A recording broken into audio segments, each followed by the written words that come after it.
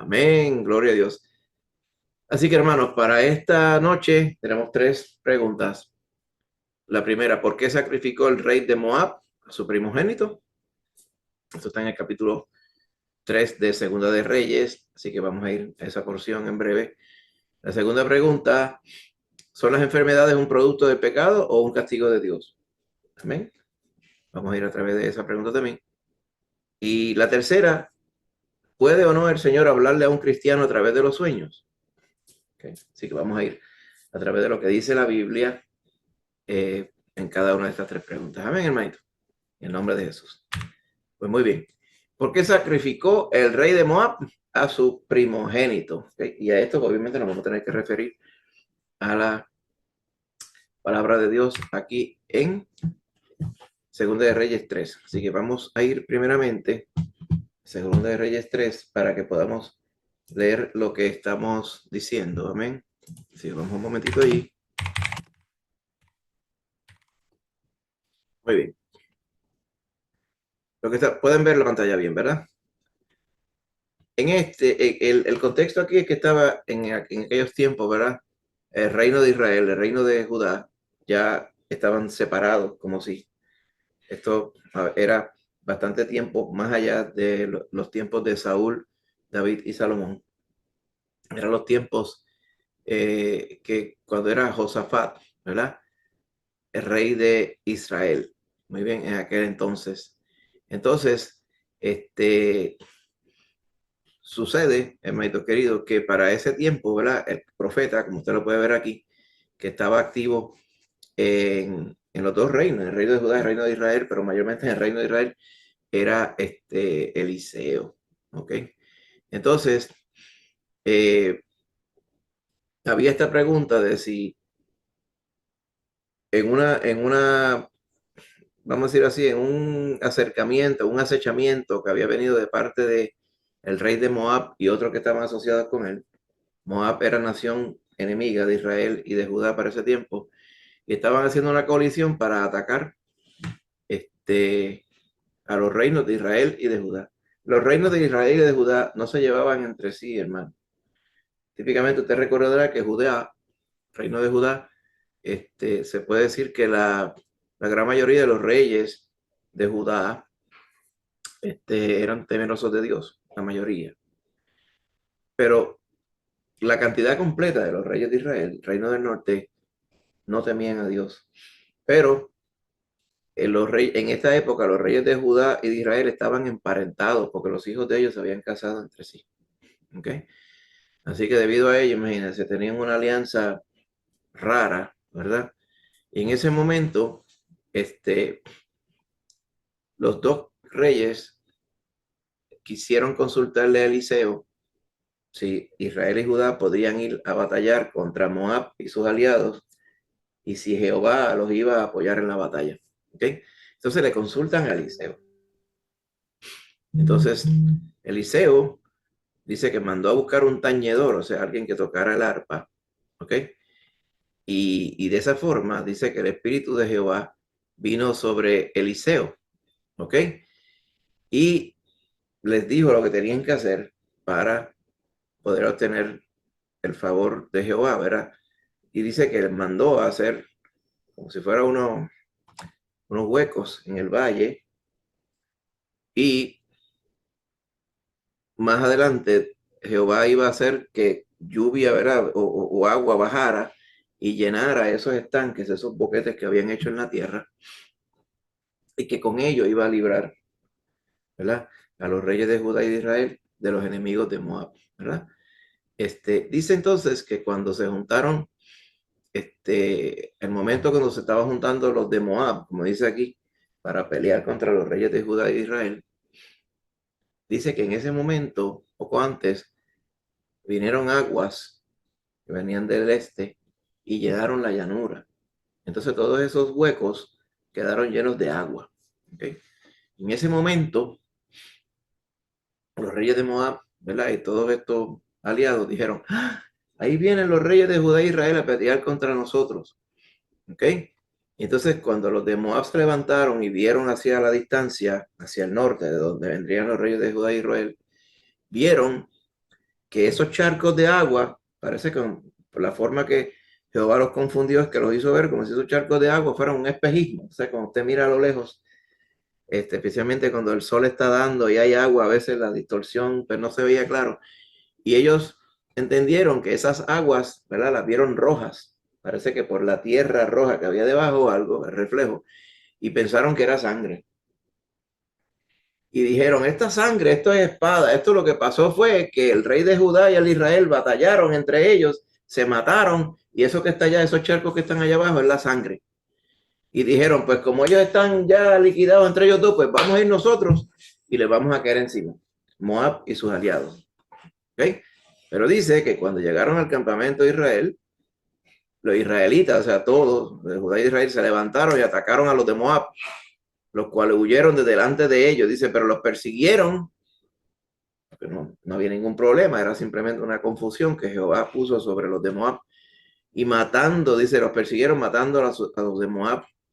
Dice, y asolaron las ciudades y en todas las tierras fértiles echó cada uno su piedra y las llenaron y cegaron también toda la fuente de las aguas, o sea, taparon los pozos y derribaron todos los buenos árboles hasta que en Kir-Hareset, que era donde vivía el rey de Moab, solamente dejaron piedras porque los honderos la rodearon y la destruyeron. Los honderos eran, ¿te acuerdas de aquellas catapultas que se hacían en los tiempos de antes que tiraban piedras? ¡Pum! ¡Pum! Pues entonces destruyeron toda la ciudad con piedras y solamente quedaron piedras allí. Entonces aquí viene la ocasión de la pregunta, ¿verdad? ¿Por qué el rey de Moab sacrificó a su primogénito? Dice, cuando el rey de Moab vio que era vencido en la batalla, tomó consigo 700 hombres que manejaban espadas para atacar al rey de Edom, ¿ok? Mas no pudieron. Edom era otro reino más, ¿ok? Que pues, bordeaba la nación de Moab, ¿verdad? El rey de Edom estaba aliado con, con Israel. Y entre todos estos aliados de Israel, el reino de Edom era el más débil. Por lo tanto, cuando se vio atacado y vencido Moab, el rey de Moab pretendió entonces atacar al más débil de los aliados, pero aún así ni eso pudieron, dice la palabra. Entonces, en su desesperación, arrebató su primogénito que había de reinar en su lugar y lo sacrificó en holocausto sobre el muro. Y hubo gran enojo contra Israel porque se apartaron de él y volvieron a su tierra. Vamos a ver los detalles, ¿verdad? ¿Qué es lo que quiere decir? Lo sacrificó sobre el muro. En este caso, Moab, como habíamos estado diciendo, ¿verdad? Es una nación que está al sur, ¿verdad? Si usted, ¿verdad? Hace recordatorio del mapa, Israel y Judá. Aquí está el mar de Galilea, recuerda, aquí en el norte. Y aquí debajo está el mar muerto. Bien, aquí está Moab. Y aquí abajo está Edom. ¿Okay? Por acá arriba está Amón, que está Siria. Y aquí estaba la región de los filisteos. Esa era la región como estaba dividida en aquellos tiempos. Pues la guerra era mayormente entre el rey de Israel, con cierta asistencia de Judá, entre el rey de Israel y el rey de Moab. Y aliado con Israel estaba Edom. Por eso era que Moab, al estar aquí como pinchado entre los dos, se sentía atacado, ¿verdad? Se sentía asediado. ¿Okay? Así que Moab, como tal, se describe en Génesis capítulo 19, y se describe, si usted recuerda, en aquella ocasión, cuando Lot pudo escapar de Sodoma, en la destrucción de Sodoma, usted recuerda, dice que cuando escapó de Moab, de Sodoma, entonces él se emborrachó, según nos describe allí Génesis. No quiere decir, acuérdense, la palabra del Señor describe las cosas claras como son, hermano. No quiere decir que las estén haciendo bien los personajes, ¿verdad? En ese caso, se emborrachó Lot. Entonces, ocurrió una relación incestuosa entre Lot y sus hijas. El contexto era el siguiente. Lo que se entiende era que en el entendimiento de estos tres, Lot y las dos hijas, pues para ellos el mundo había sido destruido por completo, porque recuerda que había caído ese cataclismo del cielo y había destruido toda la ciudad de la llanura, Sodoma, Gomorra y tres ciudades más, hasta una chiquita que se llama Zoar. A todas ellas las había destruido. Y ellos pensaron ciertamente que posiblemente estaba todo destruido y que quizás eran los únicos que quedaban, ¿verdad? Eso es un argumento pues, bastante creíble, es algo que estamos nosotros pues, pensando. Pero sea como sea, las dos hijas tuvieron hijos engendrados por Lot. Ni estaba bien, no confiera en Jehová, ni estaba bien estar ebrio, ni estaba bien la relación sexual, ¿verdad? Que tuvo Lot con sus hijas. Eso era completamente una abominación, para así decirlo. Pero cada una de ellas quedó embarazada y un hijo de una se llamó Moab y el otro se llamó Amón. De ahí, de esa descendencia, salieron estos dos estados, Moab y Amón. ¿Ok? Y si usted viene bien, de una, ¿verdad? De una diferencia entre hermanos también surgió el reino de Edom, que eran los descendientes de Esaú, ¿se acuerda? El hermano de Jacob. Así que cuando usted viene a ver, había una ascendencia hebrea en estos tres reinos, que eran tres reinos paganos que estaban aquí al lado.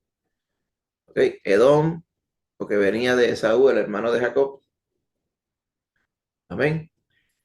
Entonces, los reinos de Amón y de Moab eran más antiguos porque venían de Lot, que era sobrino de Abraham. ¿Ok? Si el ser producto de desviaciones y de pecado y de problemas, quiere decir que estos estados se tornaron en casi como enemigos, ¿verdad?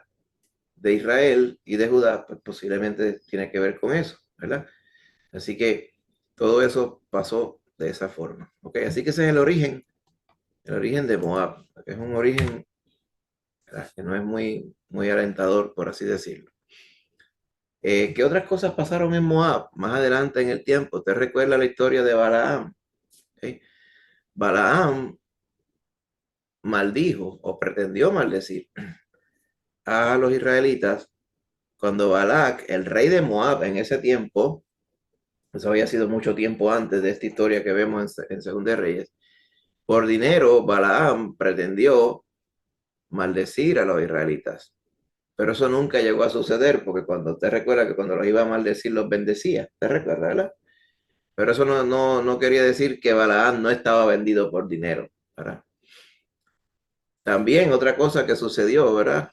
En el tiempo aproximado de la historia de Balaam, es que en ese momento, en esos llanos de Moab y las alturas de Moab, fue que Moisés les repasó la ley a los israelitas y nombró a Josué como sucesor.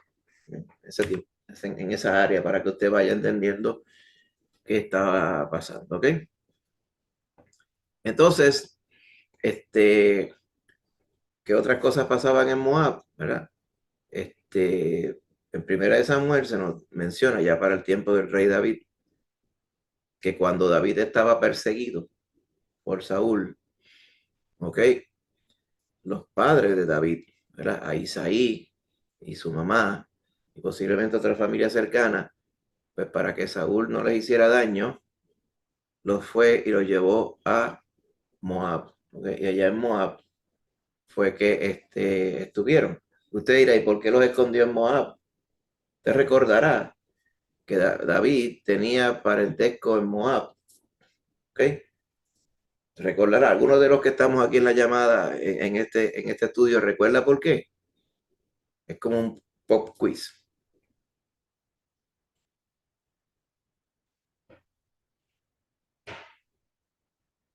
¿Cómo estaba relacionado David con Moab?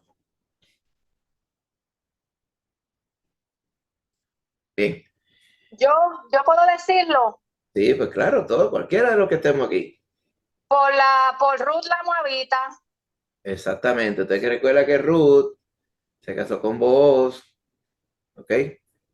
Tuvieran a Obed, ¿ok? Después de Obed tuvieron a Isaí, ¿ok? Y de Y Isaí después David. vino David. Así que de manera bastante cercana, David tenía parentesco con Moab, ¿ok? ¿Qué me gané? Una estrellita. Una estrellita, una estrellita ahí, eso mismo es, una estrellita, le podemos poner pin, la estrellita ahí. Muy bien, así que por eso fue que escondió a sus padres allí. ¿Qué otra relación, verdad? ¿O qué otra, dónde sale Moab en la historia otra vez? Si vamos y hablamos de Salomón, ¿ok? Cuando Salomón empezó a casarse con las mujeres extranjeras, ¿ok? Tomó esposas de Moab también. ¿Ok? Y en Moab, como era una nación pagana, ¿verdad? Usted dirá, bueno, pues, pero el reino de Israel también, porque si el rey adoraba muñecos en ese momento, pues también era pagano, ¿verdad? Porque vamos a hablar con propiedad, eso era lo que estaba pasando. No deberían hacerlo porque eran los que tenían, ¿verdad? La verdad del Señor, pero cuando este varón Salomón, que lo vemos aquí en esta estampa, empezó a casarse con mujeres extranjeras, pues sucedió lo que Jehová dijo, iban a corromper su corazón y a adoptar las malas costumbres de los pueblos vecinos. Eso sucedió.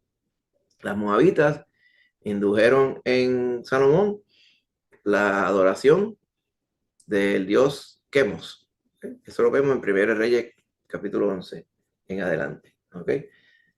Pervirtieron el corazón del rey Salomón. Entonces, como estaba diciendo Lorian, ¿qué otra cosa sucede en Moab? Pues allá Moab, ¿verdad? Fue que fue a morar Noemí con su esposo, ¿verdad? Y allá en Moab se casaron los hijos de Noemí, fallecieron el esposo y los hijos. Y se quedó Orfa y Ruth, las dos nueras, viudas, y Noemí viuda, tres viudas juntas. Orfa, ante el consejo de Noemí, decide quedarse en Moab. Pero Ruth no dejó a Noemí, sino que fueron las dos juntas a Belén. Y usted conoce el resto de la historia. ¿Ok? Ahora, aunque sale mucho en la historia bíblica, todavía se considera propiamente a Moab como un enemigo, junto con los otros estados vecinos. O sea, no eran naciones aliadas, Moab, ni Judá, ni Israel. ¿Ok? Ahora bien, volviendo entonces a lo que dice el 2 de Reyes 3, 26 al 27, ¿okay? Lo que acabamos de leer al principio, que se menciona en el texto bíblico Kir Hareset, que es la loma que estamos viendo aquí al ladito, ¿verdad? Obviamente, te dirá, esta es una foto moderna, porque en aquel tiempo no había cámara, ¿verdad? Y usted puede ver una construcción moderna aquí abajo, pero toda esta loma, a pesar de que estas ruinas, pues no son del tiempo de Mesa, que era el rey de Moab en esta historia, allí, siempre en esta loma, en Kir Hareset, era una ciudad fortificada, ¿ok? Ahora bien, refugiado entonces ahí el rey de Moab, cuando se vio que estaba derrotado, quiso atacar a Edom porque él entendía que era la más débil de las tres naciones, ¿verdad? Que estaban aliadas, Judá, Israel y Edom. ¿Ok? Pero no pudo vencer a los edomitas, como usted recuerda en el versículo 26. ¿Ok? Entonces, ¿qué pasó? El rey de Moab, como cualquier, ¿verdad? Otros reyes de todas las naciones vecinas, era indicativo para ellos, si estaban perdiendo en batalla, que su Dios no estaba favoreciéndolos, que el Dios de ellos estaba enojado con ellos, por eso era que no le estaba dando la victoria. Así que eso fue lo que entendió Mesa. Dice, mi Dios está enojado conmigo, por lo tanto no me apoya, por lo tanto, por eso que estoy perdiendo en batalla. ¿Okay? Y ese es el razonamiento, que no quiere decir que está mal del todo, ¿verdad? Pero obviamente estos dioses son dioses falsos. Estamos hablando de la Biblia es clara en los salmos y a través de todos los escritos de los profetas especialmente, y especialmente en el Nuevo Testamento, que detrás de cada muñeco que usted ve, detrás de cada figura, lo que se esconde es el poder del diablo para tratar de ganar para él lo que la honra que solamente le pertenece al Señor. la gloria que solamente le pertenece a Jehová. Pero para los efectos de las creencias de aquellos tiempos, pues si mi Dios no me está defendiendo, es porque yo lo tengo enojado. ¿Okay? ¿Qué pasó? ¿Qué hizo entonces el rey de Moab? Dijo, pues si mi Dios no me está apoyando, ¿ok? Y este Dios era el que se llamaba Quemos, ídolo abominable. Quemos era, lo van a ver más adelante en una diapositiva, los sacrificios a Quemos se hacían quemando al sacrificio. Y a Quemos se le hacían sacrificios humanos. ¿Okay? Lo que hizo el rey de Moab fue tomar a su hijo mayor, el primogénito, que era el que lo iba a suceder en el trono, y lo sacrificó en holocausto en el muro. No lo sacrificó en la estatua de Quemos, pero lo sacrificó en el muro ahí mismo porque se desesperó y quiso honrar a Quemos para que Quemos le diera la victoria. Él estaba luchando con todas sus fuerzas, pero ni aún así podía lograr la victoria. ¿Ok? Así que con todo esto, el propósito de Israel no era eliminar a Moab. El propósito de Israel era mantenerlos bajo control para que Moab fuera esclavos de Israel, ¿verdad? Pero Mesa entendía que la batalla era a muerte, ¿verdad? Y eso fue lo que lo movió ciertamente a sacrificar a su hijo, que era inocente de estas cosas. ¿Ok? Para los aliados, Edom y Judá, ¿verdad? Que estaban batallando contra Moab, y aún los mismos aliados de Moab, cuando vieron lo que había hecho Mesa, se apartaron de él porque se ofendieron. ¿Ok? Así que Israel terminó ganando la batalla aún cuando Mesa sacrificó a su hijo. Lo sacrificó por nada, hermano. Y ¿verdad?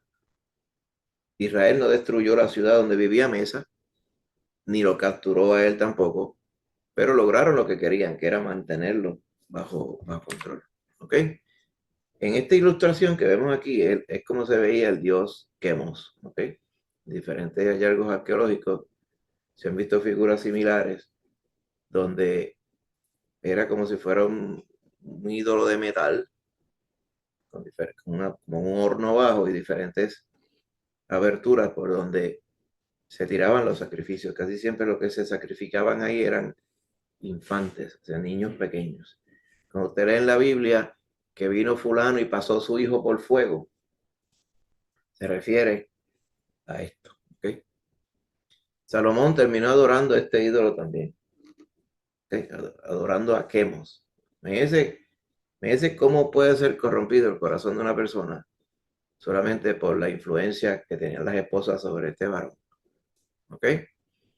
Así que yo soy de los que pienso también, al igual que muchas otras personas, que cuando la Biblia dice hubo gran enojo, hay personas que piensan, eso fue que los aliados de Moab se enojaron contra él, contra Mesa.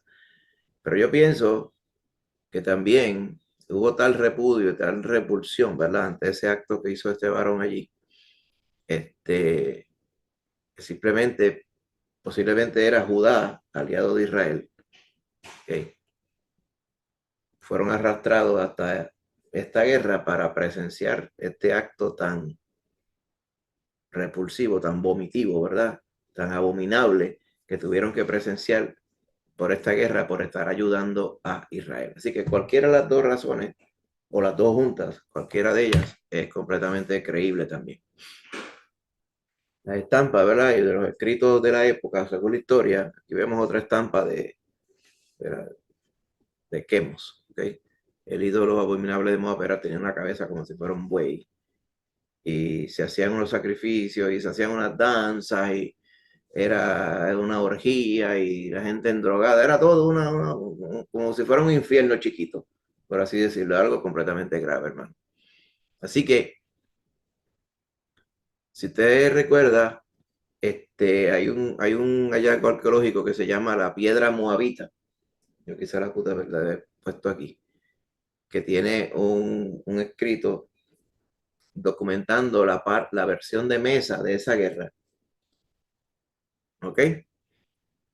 Entonces, en ese escrito, Mesa, el rey de Moab, lo que dice es, yo fui librado de los israelitas por Quemos. Según la Biblia, fue completamente lo opuesto. Amén. Fue vencido Moab por las fuerzas de Israel y de Judá.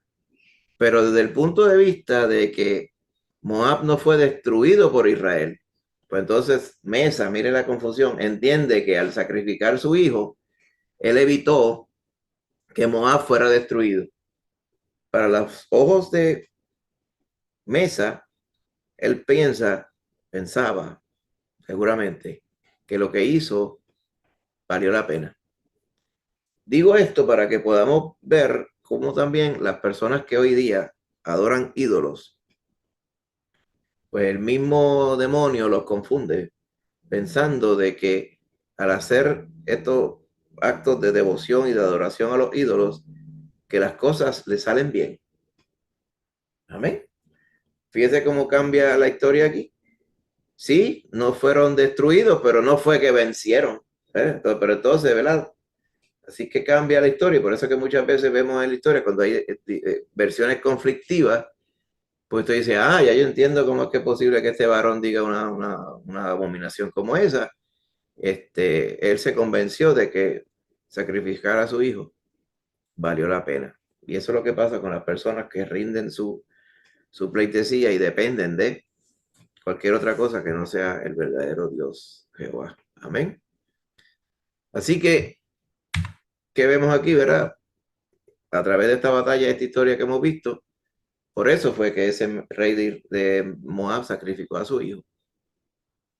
Pero lo que vemos claramente aquí en el verdadero contexto es que vemos que Dios es soberano sobre todas las cosas.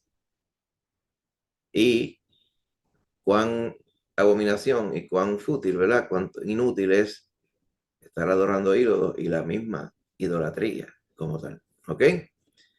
Usted pensará, oye, entonces con este ejemplo, esta experiencia, seguramente el rey de Israel se volvió a Jehová. Pero eso no sucedió, hermano. Amén. Se quedó el rey de Israel adorando ídolos como siempre lo hacía y su generación tras generación. Así que eso nos ilustra también el corazón corrompido que tenían todas estas generaciones dentro de Israel, el reino de Israel como tal. Amén, hermano. ¿Qué nos dice esto? Que usted recuerda que la palabra del Señor, allá en Deuteronomio, dice, Jehová, Jehová, Jehová, grande para la ira, ¿ok? Pero lento para la ira, pero grande en misericordia. Pero que ciertamente no tendrá por inocente al culpable, que castiga la maldad de los hijos, padres sobre los hijos, hasta la tercera y cuarta generación de los que me aborrecen, pero que hago misericordia a millares. Amén. Así que Dios está en control de todos los eventos que suceden en el mundo. Pero cuando hay una generación tras generación tras generación que aborrecen al Señor, entonces viene a ser casi, hermano, como si fuera le convierte en una maldición que persiste en las generaciones. Lo único que puede, y los hijos siguen en la misma, y los nietos, y los bisnietos. ¿Cómo se rompe ese ciclo? Ese ciclo diabólico. Cuando se oye la voz de Dios, se oye el llamado de Dios, porque Dios siempre está ministrando, hermano, para que todos procedan a arrepentimiento. Cuando vienen a Jehová, entonces ese ciclo, esa maldición se rompe, hermano. ¿Okay? Y vienen a la verdadera salvación en Cristo Jesús. Amén. Déjeme detenerme brevemente. ¿Alguna pregunta, alguna duda con esta pregunta?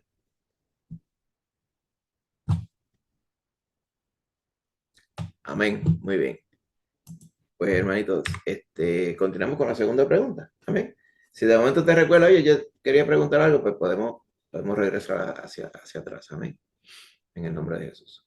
Bueno, continuamos. Segunda pregunta. ¿Son las enfermedades producto del pecado o castigo de Dios? Okay. Vamos a ver. Muy bien. En este tópico vamos a hablar de las dos cosas, hermano. De enfermedad, que básicamente es lo opuesto. Enfermedad es no tener salud o no tener salud completa. Pues vamos a hablar de enfermedad y vamos a hablar de sanidad también, ¿ok? Porque así podemos hablar de las dos, de los dos conceptos, ¿ok?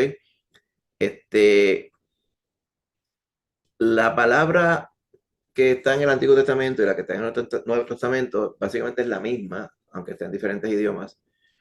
En hebreo la palabra es holy o oli y en griego la palabra es asteneia. Las dos palabras lo que quieren decir es debilidad. Cuando alguien está débil, porque la palabra lo que denota es cuando está enfermo, pues uno está débil, está decaído, está como cansado, ¿verdad? Pues, no está en su nivel de energía. La enfermedad en la raza humana es resultado del pecado. ¿Cuándo empezó? Cuando Adán y Eva pecaron, hermano. Cuando Dios les dijo, el día que comieren del árbol de la ciencia del bien y el mal, ciertamente morirán. Y se refería no a la muerte instantánea, sino al hecho de que ya dejaron de ser eternos. Amén. ¿Y cómo, en virtud de qué dejan de ser eternos? Pues porque entonces sobrevienen lo que se llama las enfermedades. Las enfermedades no estaban diseñadas en la creación de Dios, son producto de dejar a Dios, ¿ok? Y se manifiestan a través de diferentes cambios que hubo en el hombre, ¿verdad? En el hombre, cuando digo el hombre y la mujer. Así que a veces decimos, pues de algo se tiene que morir la gente, ¿verdad? ¿Sabes que en la calle dicen así? Pues lo que está detrás de todos esos decires, hermanos, es que pues, de algo iban a tener que morir Adán y Eva.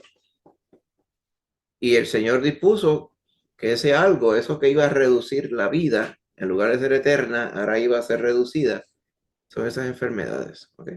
Entonces, que las enfermedades vienen de la caída. Así que si no hubiera pecado, no habría enfermedad, hermano. Por eso es que en la eternidad, donde no hay pecado, en la eternidad con Cristo, no hay pecado, pues no hay enfermedad, no hay muerte tampoco. ¿Ok? No hay enfermedades. Así que algo que hay que aclarar es que no toda la enfermedad se debe al pecado personal. ¿Ok? Porque podemos decir, bueno, Adán y Eva pecaron, muy bien. Y el pecado entró a la humanidad, entró al mundo. Muy bien. Ahora, si yo tengo un catarro, es porque yo pequé. O si yo tengo un cáncer, es que yo pequé. ¿Okay? Si usted recuerda, en muchas ocasiones cuando vamos y vemos y estudiamos cómo el Señor Jesús interactuaba con los fariseos de su época, la cultura de ese entonces pensaba que cuando alguien estaba enfermo era porque había pecado. ¿Te recuerda al que había nacido ciego? Los discípulos de Jesús le preguntaron, Señor, ¿quién pecó? ¿Este, o sea, el ciego, o los padres? De forma que él nació ciego. Así que ellos pensaban que era tan directa la relación de la enfermedad que tenía esta persona y su pecado que lo asociaban directamente. ¿Ok? Se les escapaba el hecho de que ya simplemente por ser humanos y ser descendientes de Adán, ya tenemos la imperfección en nosotros. ¿Ok? Así que y aquí en Juan 9 es que vemos ese relato, dice, ¿quién pecó? Este o sus padres. ¿Verdad? Así que la presencia de la enfermedad en el mundo es un testimonio de que lo que Dios quiere de nosotros es obediencia, pero sin embargo la humanidad sigue pecando y por ende, estamos hablando en general, están sujetos a la enfermedad, a la infección, a las plagas, parasitismo, la corrupción y la decadencia, que son las que existen en un mundo caído. Amén. Allá en Romanos 1 y en Romanos 8 vemos que como ellos, la gente decidió no tener en cuenta a Dios, pues Dios como que los dejó sueltos para que ellos siguieran los deseos de su carne, ¿verdad? Así que en algunas ocasiones tenemos que decir que posiblemente una situación, un padecimiento que alguien tenga, sí es producto de su pecado. O sea, alguien que padece cirrosis del hígado, porque ha estado bebiendo 35, 40 años de su vida, hay una relación directa ahí. Amén. su pecado, su adicción, ¿verdad? Su idolatría, vamos a decirlo así, al alcohol, pues le produce estas cosas, ¿verdad? Personas, lo mismo fumando, pues, pero usted ve muchas veces que hay gente que fuma y no llegan a padecer nada relativo a fumar, por lo menos algo catastrófico, pero siempre el pecado tiene un efecto nocivo en la vida de las personas, ¿ok? Ahora, Dios también, otra cosa importante, puede usar el sufrimiento y la enfermedad para su gloria, hermano. ¿Ok?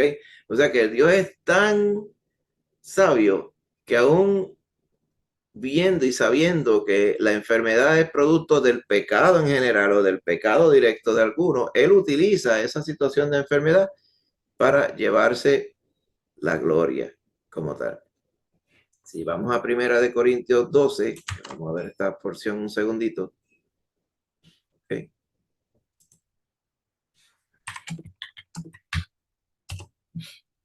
Okay. Usted recuerda aquí que se habla de los dones espirituales, hermano, tanto como en Romanos capítulo 12. Okay. Usted recuerda que aquí menciona que uno de los dones que el Señor especifica, dones del Espíritu, incluye los dones de sanidad por el mismo Espíritu. O sea que el sanar, o sea, la presencia de una enfermedad puede ser objeto y el propósito de Dios para sanar esa enfermedad a través de un don otorgado a la iglesia, y a través de esa sanidad Él se glorifica. Amén. ¿Por qué se glorifica? Porque pues no hubiera necesariamente sanidad si la gente no estuviera enferma. Pues, si no hay enfermedad, pues no hay sanidad. La sanidad viene cuando está enfermo. Así que el Señor puede utilizar esas situaciones para sanar y llevarse en la gloria también. Amén. Así que enfermedad es una palabra que se encuentra mucho. Yo te veo oli o astenella, que lo que crees es debilidad. Ahora, lo opuesto a enfermedad o debilidad es la palabra sanidad o el concepto de sanidad. Sanidad es estar sano, estar sin enfermedad, sin padecimiento. De hecho, la misma raíz para sanidad se utiliza muchas veces en el Nuevo Testamento para salvación. ¿Ok? O sea, el que está sano espiritualmente está salvo. Así que mantenga bien esa relación, porque de hecho, ustedes buscan estas Biblias de las traducciones antiguas, las traducciones de hace 100, 200 años, hablaba de la salud en Cristo. De la salud. Usted hoy pensaría que se refiere a la ausencia de enfermedad, pero lo que estaba traduciendo es la palabra por salud. ¿Ok? La palabra que debió traducir en los tiempos modernos como salvación. ¿Ok? Porque hay una relación bien estrecha, especialmente cuando estamos hablando en el concepto espiritual. ¿Ok? Así que hoy día, cuando hablan de sanar a una persona o una persona curarse, sanarse, pues que siempre se aplica cuando hay un tratamiento no médico. Fulano recibió sanidad. ¿Te recuerdas en Puerto Rico que antes el Departamento de Salud se llamaba la sanidad? ¿Te recuerdas aquello? Yo creo que muchos de los que están aquí, sí, la sanidad pública. Y a veces decían, en aquel restaurante se le metió la sanidad. Y no es que las personas estaban enfermas y se sanaron, es que se metió la sanidad impresionante a ver cómo estaba limpia la cocina y el local. Después eso cambió, porque con los tiempos las palabras y los conceptos cambian y se le puso un nombre más poético, se llama Departamento de Salud. Ok, con el tiempo las cosas cambian. Antes el Departamento de Educación se llama Departamento de Instrucción Pública, ¿te recuerdas? Autoridad de Energía Eléctrica, antes se llamaba Autoridad de las Fuentes Fluviales. Te dice, ¿qué tienen que ver fuentes y fluviales con la electricidad? Porque era como se generaba aquel tiempo. Los tiempos van cambiando y los conceptos van cambiando también. ¿Ok? Sanidad. ¿Ok? Hoy día, cuando estoy en sanidad, fulano, cuando yo digo, si el hermano tal recibió sanidad, ¿qué es lo primero que viene a su mente? Y eso fue que Dios lo sanó milagrosamente, ¿verdad que sí? Pues ese es el concepto de sanidad. Ahora, Se dice así porque muchas personas podrían pensar que la verdadera salud, el estado libre de enfermedad, solamente puede ser provisto por Dios a través de una sanidad milagrosa. O algunos piensan en el otro extremo, dicen, no, para uno estar sano, tiene que depender de la medicina como tal. Y como que no piensan que el Señor puede combinar las dos. Amén. Y eso es lo que vamos a estar viendo aquí. Así que es como hemos contestado ya la primera pregunta, la pregunta original que era, ¿de dónde vienen las enfermedades? Pues decimos, las enfermedades vienen del pecado. Ahora vienen del pecado general de la humanidad, pero también podrían venir del pecado directo de cada uno. ¿Ok? Ahora, si nos enfocamos brevemente, hermano, en nosotros, como cada uno de nosotros, ¿ok? Nosotros como persona, usted considera toda su vida, toda su totalidad de lo que usted es, ¿verdad? En su vida. Tenemos que decir que la sanidad incluye todos los medios de sanidad. O sea, sean medios médicos o medios espirituales. Por medios espirituales lo que queremos decir es que Dios obra directamente, milagrosamente, sin intervenir medicinas ni médicos, ¿okay? Para la sanidad. Así que toda sanidad venga directamente de Él o venga directamente a través de los medios de medicina que tenemos en el mundo, viene de parte de Dios, porque todo don bueno viene del Señor. ¿Ok? Así que, y eso es lo que queremos decir, que vamos a explicar ya mismo cuando decimos, Dios, ¿cómo Dios sana? Pues Dios sana a través de la creación. Esto no es de la creación creada, sino que Él nos sana directamente, nos puede sanar directamente por su bondad, porque Él es bueno y porque Él lo puede hacer.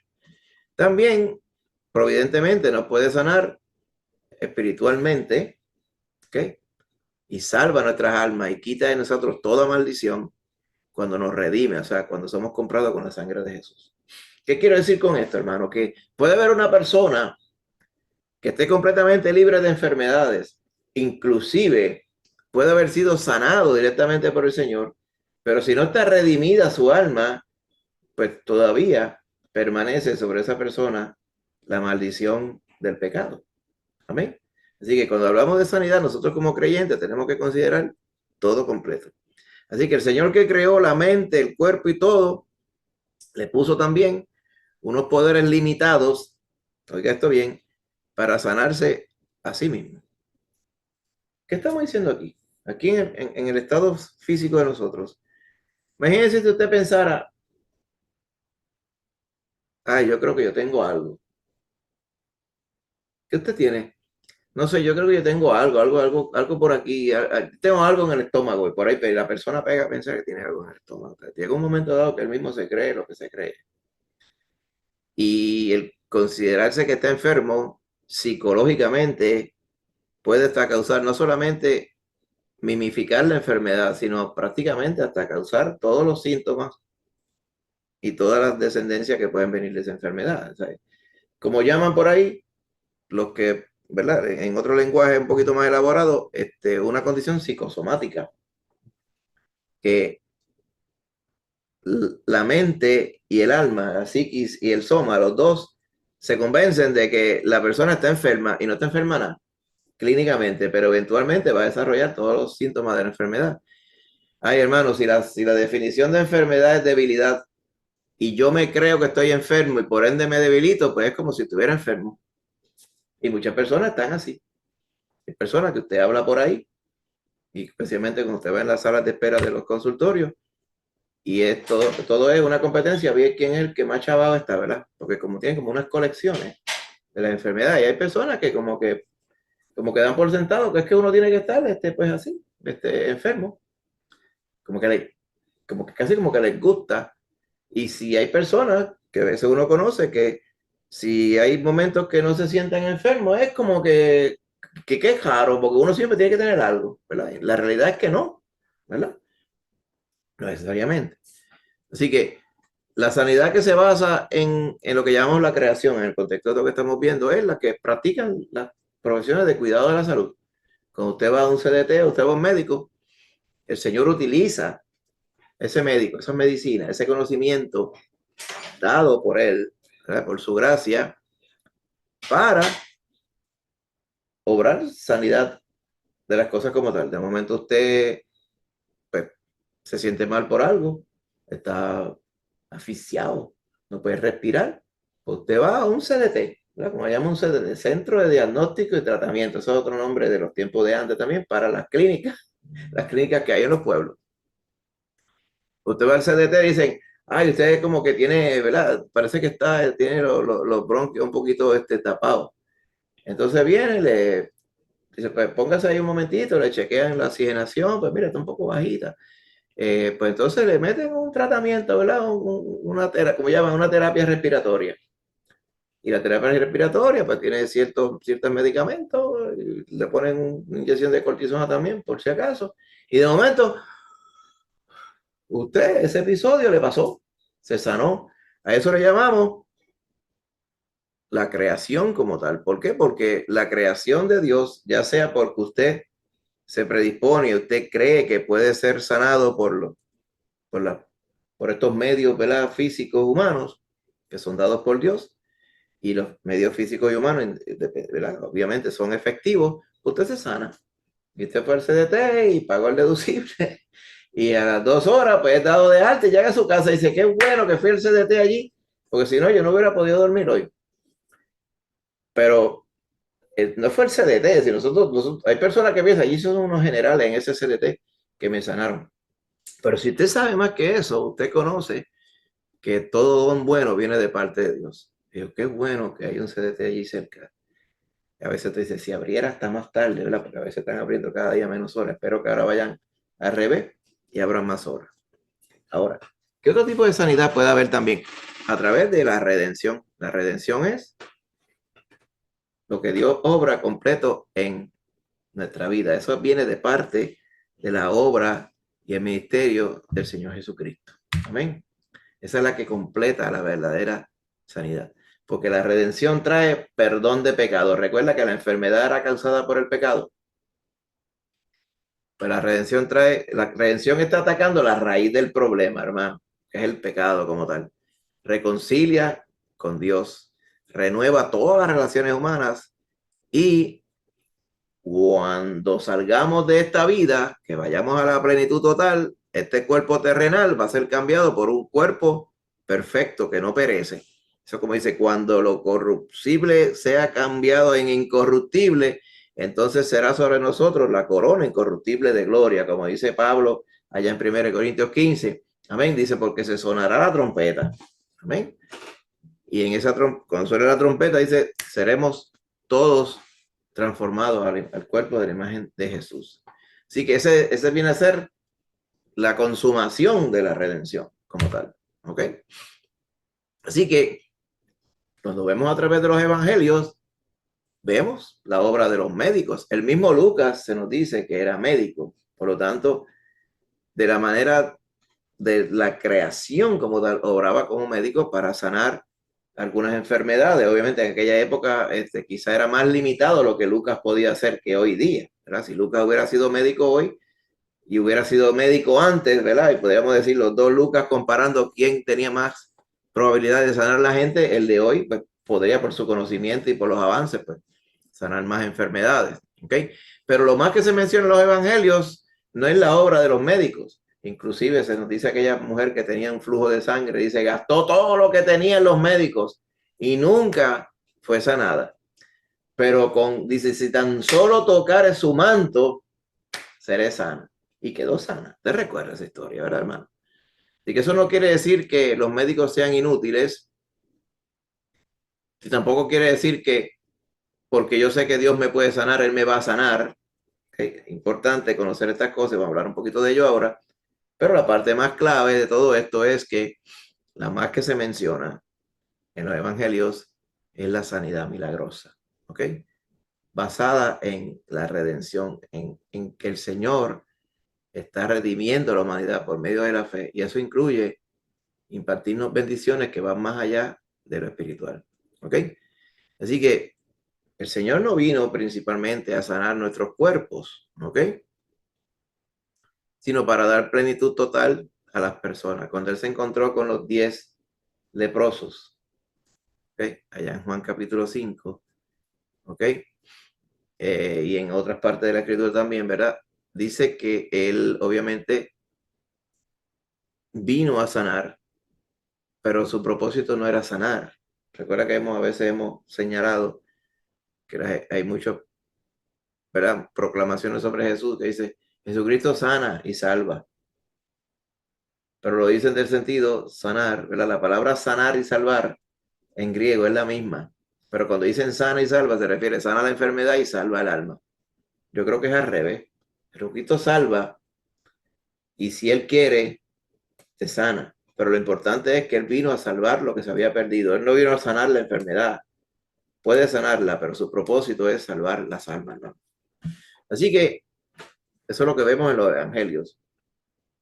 Allá en las epístolas, no vemos en las epístolas, o sea, más allá cuando empezamos a ver Romanos y todas las cartas, no vemos que se nos hable de sanidades milagrosas, sino de prácticamente 4 personas específicas que fueron sanadas, que no fueron sanadas, perdón,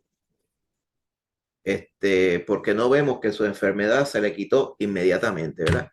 Así que lo que queremos decir con esto es que Dios se glorifica también permitiendo que la enfermedad permanezca para siempre en la persona o durante un tiempo.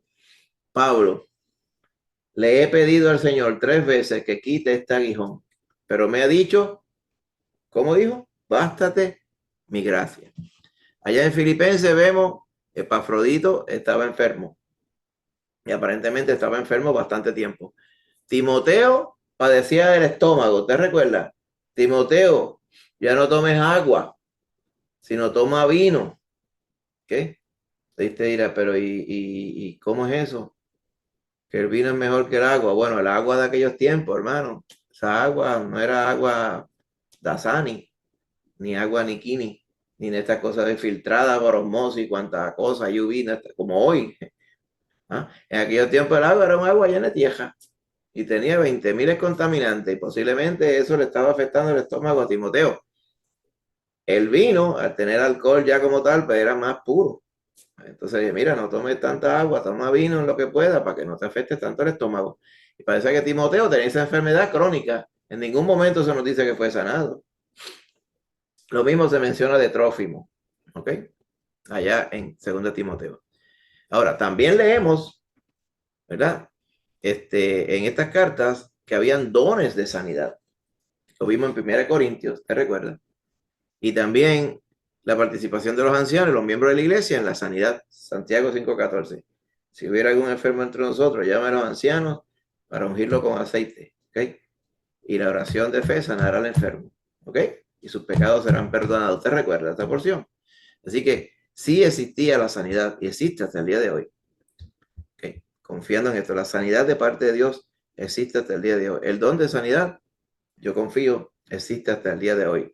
Lo digo porque en algunos muchos contextos, especialmente bautistas, existe esta Mishnah bautista que dice que los dones de la iglesia, pues muchos de ellos terminaron. Yo no creo que terminaron, porque en ningún momento nos dice específicamente que terminarían, pero sí yo creo que el Señor enfatiza, según las épocas, ciertos dones más que otros. Hoy día posiblemente el don de sanidad no hace tanta falta como hacía en los tiempos antiguos, pero eso no quiere decir que el Señor lo haya quitado. ¿Sí? Hoy día podríamos argumentar que el don de lenguas no hace falta tanta falta para comunicar el Evangelio como lo hacían en los tiempos antiguos, pero eso no quiere decir que el Señor lo haya eliminado, porque entonces si no podemos argumentar por otro montón de dones más que si están o no están. ¿Ok? Así que yo confío que el don de sanidades está también. Así que no todos los creyentes tienen el don de sanidad, no todos los creyentes tienen todos los dones, eso lo sabemos, lo hemos estudiado en la palabra. Pero yo confío en que entre todos los hermanos en el mundo todavía estos dones existen, incluyendo el de sanidad. ¿Ok? Así que a través de, ¿verdad? En Santiago también vemos que el enfermo puede llamar a los ancianos, dice, los ancianos orarán por él para ungirlo con aceite. ¿Ok? Y todo porque se entiende que Dios puede sanar. Amén, hermano. Así que, resumiendo el tema, la enfermedad entró en la humanidad por el pecado Y desde ahí en adelante todos somos pecadores, como dice la palabra. Todo el mundo se apartó de su camino. ¿Okay? Pero dice que Jehová cargó en él, en Cristo, el pecado de todos nosotros. Así que Dios, en su misericordia, obra a través del conocimiento médico, los avances en la medicina, para tratar enfermedades. Pero la verdadera sanidad total incluye también la redención del Señor de nuestra alma, hermano. Cuando el Señor nos salva, nos hace completos y nos pone exactamente como Él quiere que estemos. ¿Ok? Ahora, como Él quiere que estemos, no necesariamente es 100% libre de enfermedad. Porque, como vimos, es bíblico también que el Señor, según su sabiduría, no nos deje sanos completamente por una razón que tiene que ver con su gloria. Él quiere que... Entonces, cuando decimos, ¿cómo usted está, hermano? ¿Verdad? Y usted lleno de fe dice, pues como Dios quiere, pues lo decimos bien, no lo decimos como la gente lo dice en la calle por ahí. ¿Cómo está? Pues como Dios quiere, como que dice, estoy, que me quedan 2 recortes, porque así eso es lo que Dios ha querido. Pero los que no tienen fe hablan así. Pero nosotros que somos de Cristo, sabemos que cuando usted está en Cristo, usted literalmente está como Dios quiere. Lo primero que Dios ha querido que usted esté es salvo. Amén. Y si Dios quiere que usted esté libre de enfermedad, pues está libre de enfermedad. Pero si usted está salvo y tiene una enfermedad, un padecimiento, piense siempre cómo es que el Señor quiere glorificarse a través de esa condición que usted tiene. ¿Okay? Porque es bíblico el que Dios utilice las condiciones que tenemos en nuestra vida, en esta vida, para Él glorificarse. Amén, hermanito.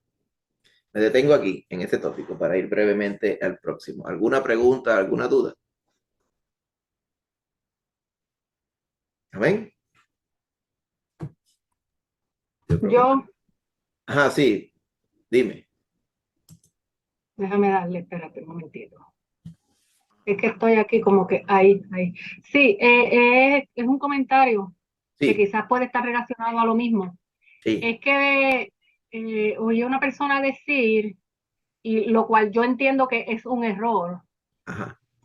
y la persona es bíblica, por lo que yo conozco de la persona es bíblica, pero pues a veces a veces las personas dicen las cosas, pues no sé, no sé, pero como que yo encuentro que es un error decir que he estado enferma esta semana. Un ejemplo, la persona dijo que había estado enferma esta semana Ajá.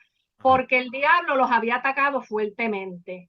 Entonces yo pienso que eso es un error porque el diablo no te puede causar una enfermedad. Bueno, eso es lo que yo pienso. El diablo no se puede meter en el cuerpo de uno como para decir que el diablo me enfermó. Y eso yo creo que como que yo pienso que eso es un error que muchas personas dicen, que puede ser un ataque del diablo la enfermedad. Sí. Ahora, sí, sí y no. Si vemos, ¿verdad?, la evidencia que nos da en el libro de Job, Job estaba completamente bien. Mm, El diablo dice que pidió permiso a Jehová para herir, o sea, para atacar a Job. Y la primera instancia, Jehová le dio permiso. Y el ataque del diablo fue, ¿ok? O sea, el diablo obró lo que Dios permitió. Y hay que aclarar aquí que no es que Dios le taló los hijos, ni Dios ni Dios le robó las ovejas y los cabros y todas las cosas a Job. Okay. Dios es el que permite hasta dónde Satanás llega. Okay.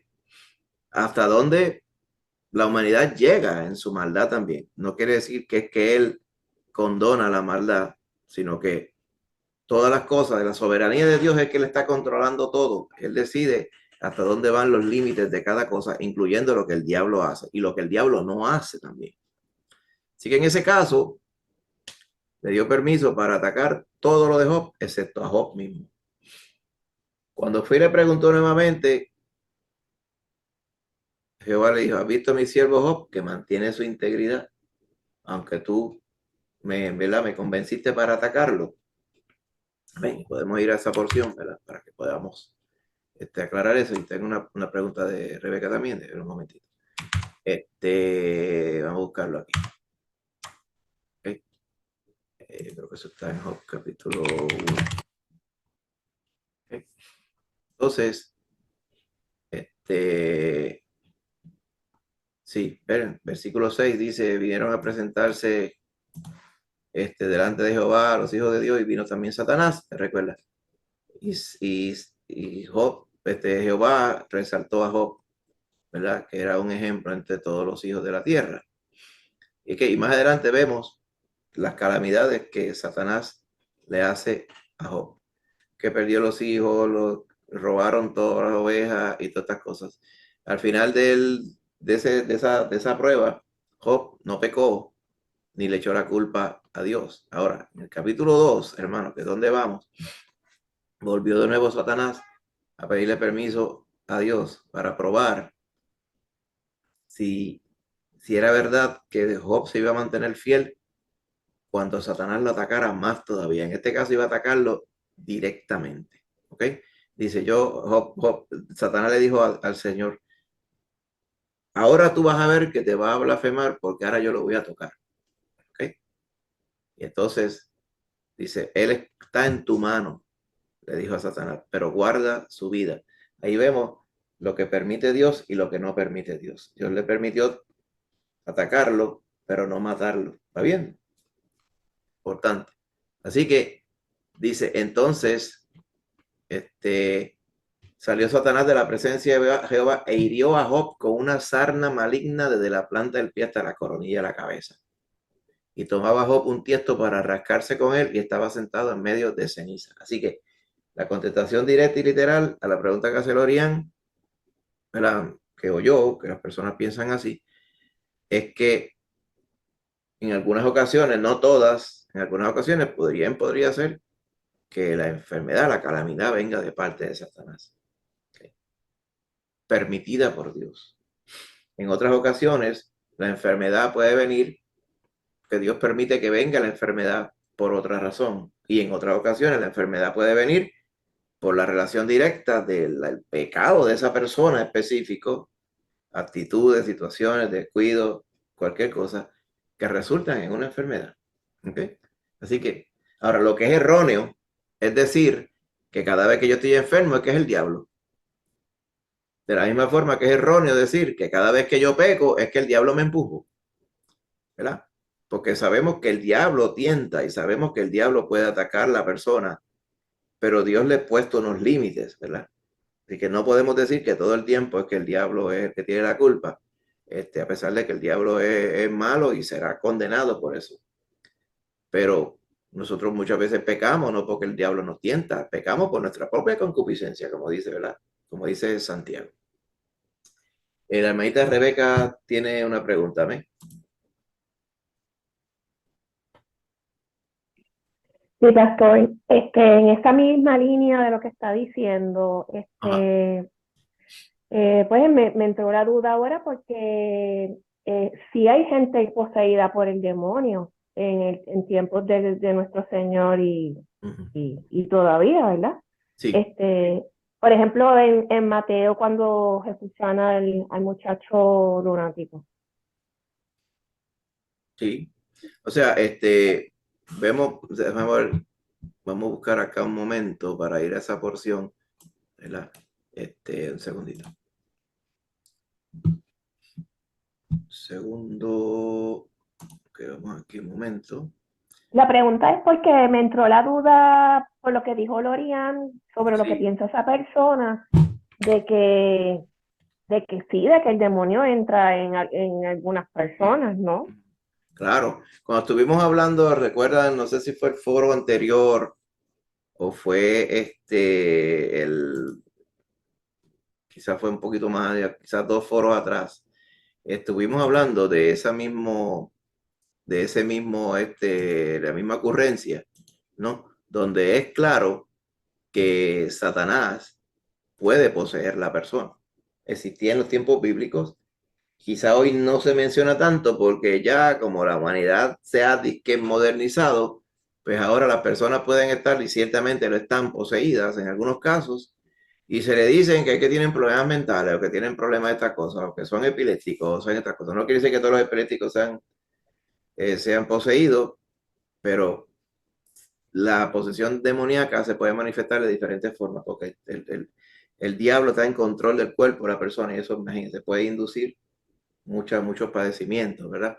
En el caso de lo que tú mencionas aquí, este muchacho lunático, la palabra lunático, como vemos aquí, vamos a buscar la raíz, seleniocetai, lo que quiere decir es que es una persona que está transformado, está tocado. De hecho, la palabra selenium, de ahí es que viene la raíz de la palabra luna, ¿ok? En los tiempos antiguos, Selenia era el nombre antiguo de la luna. ¿Por qué le asocian a alguien que está sin control o errático con la luna? Porque veían que la luna cambiaba las fases. Un día estaba llena, otro día estaba a mitad y así. Entonces ese vaivén lo asociaban con una persona que no era estable, que estaba trastornada. Así que decía, esa persona es como la luna, es lunático, de ahí es que viene la palabra. Ya no se usa tanto hoy, pero usted la entiende, ¿verdad? Cuando dicen lunático es una persona que está como loca, ¿verdad? Padece muchísimo. ¿Ok? Entonces, dice que el Señor entonces reprendió al demonio. Había un demonio en esta persona, en este varón, ¿verdad? Y cuando este demonio fue reprendido, entonces, ¿verdad? Su enfermedad lo dejó. De hecho, la palabra que traducen demonio ahí es autos, o sea, como un ente. Este ser que estaba dentro de este muchacho, que lo dominaba y le causaba todos estos padecimientos, al ser expulsado, pues se fue la enfermedad. Pero a contestación a tu pregunta, sí, existe la posesión demoníaca en nuestros días. Sí, como habíamos contestado anteriormente. Puede ser la enfermedad causada por la posesión demoníaca. Sí, también. Ahora, lo mismo que le aclaré a Lorian, tengo que decirlo ahora, no toda enfermedad podemos decir que es causada por el diablo. Indirecta o por posesión de la misma forma. ¿Amén? Okay. Pero el Así que diablo, Satanás no puede poseer a un cristiano. no, a un cristiano no. A un cristiano no. De hecho, existe ese error también, esa creencia entre muchos creyentes. Muchos creyentes dicen que, bueno, en muchos lugares, en muchas denominaciones se hacen cultos para expulsar las malicias que están en uno. ¿Qué es una malicia? O sea, la malicia no es un sentimiento malicioso. En ese contexto de estas denominaciones y estos movimientos, hay ciertas iglesias, ellos le llaman malicia a un demonio. Entonces, ellos conceptúan que la maldad y toda esta poca vergüenza que puede estar en tu vida, aún siendo creyente, la palabra le llama la concupiscencia de la carne, pero ellos se lo quieren atribuir a que tú tienes unas malicias dentro de ti y hay que echarlas fuera. Y entonces hacen uno como si fuera unos exorcismos. En el caso de estos errores que predica, se llama esto, el grupo G12, ¿verdad? Sudamericano. Ellos mencionan de que pasan y se encuentran, ¿cómo se llaman esas sesiones? Encuentros, le llaman encuentros. Donde ellos van y dicen, bueno, y te expulsan un montón de demonios que supuestamente tú tienes, y esto es con creyentes, ¿no? Y expulsan las malicias, las maldiciones generacionales, que tampoco es bíblico, porque la Biblia dice que una vez uno viene a Cristo, todo eso echó fuera. Pero entonces ellos dicen que aún a los cristianos hay que exorcizarlos también. Esos son errores doctrinales de versos sacados fuera de contexto con una agenda que lo que quieren es controlar a la gente, ¿verdad? ¿Ok? Así que eso es lo que sucede. No sé si con esto contesté la pregunta, ¿verdad? Sí, gracias, pastor. ¿Puedo decir algo más? Sí, sí. Es que yo pienso también entonces que es un error como quiera decir que es un ataque del diablo porque uno no sabe. Exacto, uno no sabe. Uno no Que sabe. Job no sabía que era el diablo. Job No, sabía que Job de hecho, Job con quien interactuó fue con Dios. Exacto. Mire la respuesta de Job. Obviamente no es que él sabe que fue Satanás que Dios le permitió a Satanás. Sí, Que uno no puede saber que esa enfermedad en ese momento fue por un ataque del diablo. Está mal dicho. exacto. Exacto. Job lo que pensó es, y se convenció, dice, en todo esto no pecó Job, y mire la clave, y no atribuyó a Dios despropósito alguno, como que dice, esto es un capricho del Señor, o esto es una obra del diablo. Él pensó de que algún propósito tiene Dios con esto. ¿Okay? Y así que debe pensar el creyente. ¿Okay? Sin empezar a atribuirle culpa a la enfermedad ni nada. Ya tenemos que acceder al Señor y decir, mira, Señor, esto que está pasando, yo confío que hay un propósito, ¿ok? Si tú quieres, sáname. Ayúdame a llevar, ¿verdad?, todo esto y que todo sea para tu gloria. Así que tiene que ser la actitud del creyente en todas las cosas, especialmente cuando estamos enfermos. Amén. Muy bien. Entonces, hermanos, si continuamos entonces al tema siguiente, un segundito. Bien. Último tema. ¿Le puede hablar el Señor a un cristiano a través de sueños? ¿Amén? Una pregunta muy válida. Vamos a ir a esto de manera breve. Primero, sueño. ¿Cuál es la palabra que está en la escritura que se traduce sueño? La palabra en el Antiguo Testamento, shalom, no shalom. Shalom es paz. Shalom. Pero ¿qué quiere decir? Es un sueño. En griego, enipnión. Enipnión es como cuando alguien se imagina las cosas. ¿Ok? Así que, ¿qué es un sueño? O sea, no es decir como dice, tengo sueño, ¿verdad? Obviamente se usa la palabra para eso también. Pero un sueño es, pues, unas sensaciones visuales y hasta auditivas y casi a veces hasta físicas también, porque a veces cuando uno tiene un cierto sueño, uno piensa que uno está metido dentro del sueño completo. Y solamente le suceden a las personas dormidas. Y después y los que se han puesto a estudiar este asunto del sueño, existen en una porción del sueño donde se caracteriza por los movimientos rápidos del ojo. O sea, el ojo, usted está como si estuviera despierto, pero está profundamente dormido. Y le llaman Rapid Eye Movement a ese momento, porque dice el REM, o te busca REM Sleep, lo busca ahí en Google, lo googlea, como uno dice, y te encuentra estos detalles. Y eso, por eso es que muchas veces usted no llega a ese estado de profundidad en el sueño, ¿verdad? Especialmente aquellas personas que son, yo tengo el sueño bien liviano, ¿verdad? Yo soy una persona así. Yo no recuerdo cuándo fue la última vez que yo soñé. He soñado, pero hace tanto tiempo. En cambio, hay otras personas que sueñan mucho, ¿ok? Y por lo que se entiende es por la profundidad del sueño como tal, ¿ok? Así que es un estado físico.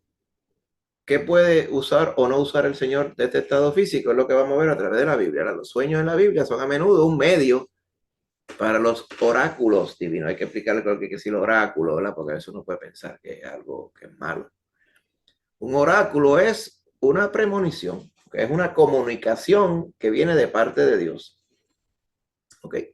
Así que pues, los sueños pueden ser un medio por el cual sí, efectivamente, Dios nos habla. Pero hay que aclarar entrando que no todos los sueños es que Dios le está diciendo algo a uno, pues porque eso a veces es el extremo de algunas personas que piensan que soñaron algo, que eso tiene que querer decir algo. ¿Ok? Yo recuerdo cuando yo tenía como 5 o 6 años y como en los años siguientes, quizá como hasta los 10, yo siempre soñaba poco también. Pero los sueños que yo soñé en ese tiempo eran todos los mismos. Y era de esta forma, que yo iba caminando y de momento entraba como en un patio interior, que era como un terrenito que tiene una verja alrededor completa, un muro de cemento. Siempre era un muro de cemento. Siempre era que yo bajaba una escalerita y quedaba en ese patio interior bastante grande y que yo iba caminando ese patio interior moviéndome y era siempre de noche. Y de momento, allá en la esquina, yo veo un cabro con los dientes afilados así, y que brillaba y que el cabro venía para encima de uno y que yo para coger, pues no podía coger, pues ¿cómo voy a coger si uno está dormido? ¿No? Entonces, por eso que uno se siente dormido. O sea, y ahí viene el cabro a toda velocidad y me va a dar cajo, el cabro me va a comer. Y nunca pasaba eso, porque en el momento que el cabro venía volando para encima, entonces uno se despertaba. Entonces uno pensaba, ¿verdad? Y decía, wow, ese sueño le llaman pesadilla, ¿verdad? Ese sueño es real. Pues al año y pico venía yo el mismo sueño con el mismo cabro. Tuvo que haber sido 6 o 7 veces en esa etapa. ¿Qué puedo decir yo? Que era que había un cabro de verdad que me estaba persiguiendo, que había una malicia que me estaba buscando, que estaba haciendo aquí. No, hermano, no pasó nada. Una peculiaridad. Posiblemente a lo mejor vi yo unos muñequitos o algo, que había un cabro bravo de eso así, se me quedó en la mente y cada vez que yo soñaba lo mismo. O sea, no era que Dios me estaba diciendo nada. ¿Okay? Ahora, pueden haber sueños donde Dios sí le hable a alguien, ¿verdad? Así que en los mundos antiguos, hermano, había lo que se llama los intérpretes de los sueños, porque muchas personas pensaban de que los sueños siempre querían decir algo. ¿Okay? Y allá en el cercano oriente, ¿verdad? En el contexto del mundo bíblico antiguo, en aquellos tiempos, en aquellas culturas decían, bueno, hay sueños que son oráculos, hay sueños que son que es que alguien, una potestad te está diciendo algo. Hay otros que simplemente son sueños, como el del cabro que yo les mencioné. ¿Cuál era cuál? Habían unos especialistas. Ese es en el sentido mundano humano. Había un especialista que interpretaba sueños. Este caballero que vemos aquí a la derecha se llama Artemidoro o Artemidorus, ¿verdad? En inglés o en latín. ¿Ok? Decía eso mismo. Los sueños se pueden clasificar en dos. Estaba el sueño de mensaje, enseñaba él. El sueño de mensaje no requiere interpretación. ¿Ok? Porque son instrucciones directas que una deidad le está haciendo ver a alguien en un sueño. Acuérdense que Artemidoro no creía en Jehová. Artemidoro era un perdido como cualquier otro. Y él simplemente entendía de que las potestades superiores, él no les ponía nombre, pero él tenía unas preferidas, que no era Jehová tampoco. Y él entendía de que a través de los sueños esas deidades se comunicaban. ¿Okay? Así que esos sueños de mensaje no había que traducirlo, era directo. Era una deidad hablándole a una persona. Pero los sueños simbólicos, decía el caballero, esto está correcto de mí, requiere interpretación porque tienen símbolos y otros elementos que no son literales. ¿Okay? Entonces hay que interpretarlos. ¿Okay? Así que a través de la arqueología se han recuperado un montón de informes de sueños de personas que eran escritos y decían, fulano soñó y mi interpretación es esta y aquella. ¿Okay? Así que también había mucha superstición en la interpretación de los sueños, como usted va a ver. Por ejemplo, en el idioma sirio, la palabra arbu es cuervo y la palabra irbu es ingresos. Pero muchas veces un intérprete, y esto está documentado en muchos hallazgos arqueológicos, alguien decía, oye, ayúdame, que soñé con un cuervo. Ah, estás hecho. Eso quiere decir que van a venir chavos. Entonces, sueña cuervo y vienen chavos. Entonces dice, esa interpretación es fácil, ¿verdad? Obviamente, al que primero le llegaban los chavos era al intérprete de sueño, ¿verdad? Porque imagínense, le iba a cobrar bastante por darle una interpretación tan bonita al sueño. Así que había mucha superstición envuelta a través de todas estas cosas. Y sí que también a través de la historia, ¿verdad? Muchos intérpretes de sueños intentaron, ¿verdad?, manipular el significado del sueño para traerle buena fortuna al soñador, ¿verdad? Porque a nadie le gusta que le den malas noticias, especialmente con sueños, ¿ok? Así que la interpretación de los sueños era también, entonces, como vemos, un proceso creativo, o sea, inventando, ¿ok? Que incluía eventos futuros, ¿ok? Esto está hablando en el contexto secular, no el contexto bíblico, el contexto secular, ¿okay? Los tiempos antiguos. ¿Ok? También existían manuales de interpretación de sueños. O sea, usted quería aprender a interpretar sueños, pues había unas guías que posiblemente contenían arbu, irbu, como usted vio en el cuervo y el dinero en la ocasión anterior, y otros muchos ejemplos, ¿verdad? Que por cuestión de tiempo no vamos a ver. O sea, había como si una guía, como que interpretar los sueños era algo que uno lo podía aprender, Ahí te dice, pero si los sueños es algo sobrenatural, ¿cómo nosotros vamos a poder pretender tener un curso de interpretación de sueños, ¿verdad? ¿Ok? Así que también pasaba, ¿verdad? Que aquellas personas que eran adivinos o videntes, a quienes se les preguntaba la interpretación de los sueños, te recuerda ya a Faraón, por ejemplo, vamos a ver algunos ejemplos. Pues la intención de Faraón no es que le vinieran a dar malas noticias de la interpretación del sueño. Por lo tanto, muchas veces los susodichos intérpretes del mundo, parece, pues interpretaban más o menos algo lindo al que lo preguntaba, especialmente si era una persona poderosa, para no caer mal y no estar hablándole problemas a la gente, ¿verdad? Y así muchas veces la interpretación de los sueños tendía más a ser positiva que negativa, especialmente si el que interpretaba decía, si yo le llego a decir algo negativo a este varón me va a ir mal, pues ya tú sabes lo que le va a decir. Le va a decir, no, todo está bien, tira para adelante, que todo está súper. ¿Okay? Esto lo vemos ilustrado, ¿verdad? Esta coyuntura, este temor, lo vemos ilustrado en Daniel capítulo 4. ¿Ok? ¿Te acuerdas? Ya en el capítulo 4:19 dice, entonces Daniel, a quien llamaban Belsasar, quedó atónito por un momento, porque el rey Nabucodonosor le había relatado el sueño, y le turbaron sus pensamientos. Y el rey habló y dijo, Belsasar, no dejes que el sueño ni su interpretación te turben. Y respondió, Señor mío, sé el sueño para los que te odian y su interpretación para tus adversarios. Dijo, Señor, yo te tengo que hablar la verdad, pero yo quisiera que esto que va a pasar no te pasara a ti, te le pasara a tus enemigos. ¿Qué era lo que le iba a pasar? Que iba a caer soberbia sobre el varón y Dios lo iba a castigar, iba a estar 7 años comiendo hierba, iba a estar como un animal, ¿verdad? Y Daniel no quería que eso le sucediera al rey. ¿Okay? Daniel en su humanidad posiblemente o en su carne sintió la tentación de manipular el sueño, pero no lo puede hacer porque él tenía temor de Jehová. Amén. Así que tenía el temor de herir o ofender a Nabucodonosor, ¿ok? Él temió a Dios en la interpretación, ¿ok? Ahora, por eso es que él asegura, dice, yo no quisiera, no es que yo quiero darte esta interpretación, porque esta interpretación más bien yo la quisiera que fuera para tus enemigos, no para ti. Con todo y eso, el rey le promete que no le va a pasar nada. Y entonces es que de parte de Jehová, Daniel le da la interpretación. ¿Ok? Ahora, la parte importante que vemos en los tiempos antiguos, los intérpretes de los sueños echaban la gloria a ellos mismos, como que ellos tenían la capacidad. Pero vemos que José y Daniel atribuyen, ¿verdad? El interpretar sueños al poder de Dios. ¿Ok? ¿Te acuerdas allá si buscamos en Génesis 41:16, ¿te acuerdas los sueños de Faraón? ¿Okay? En los tiempos que iba a haber la crisis, ¿verdad?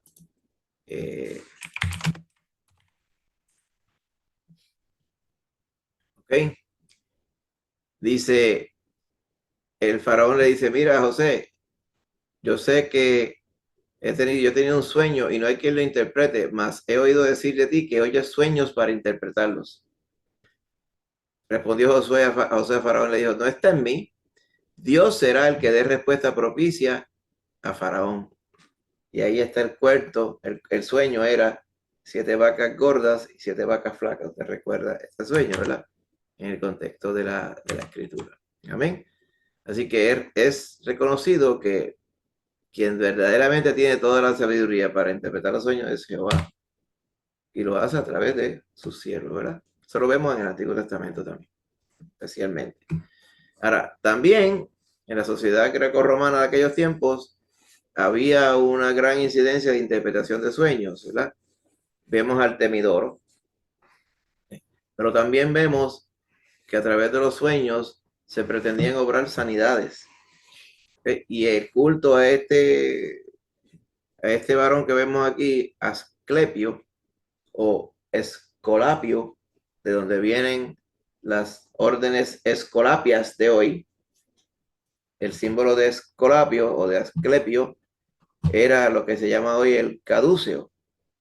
este símbolo heredado por la medicina de hoy, se ve la serpiente enrollada en un palo, en un basto de eso, un marrón, pues ese es el símbolo que hasta el día de hoy se ha arrastrado, que se entiende, simboliza el poder sanador, la medicina, que de ahí que viene el caduceo, del culto a Asclepio o Escolapio.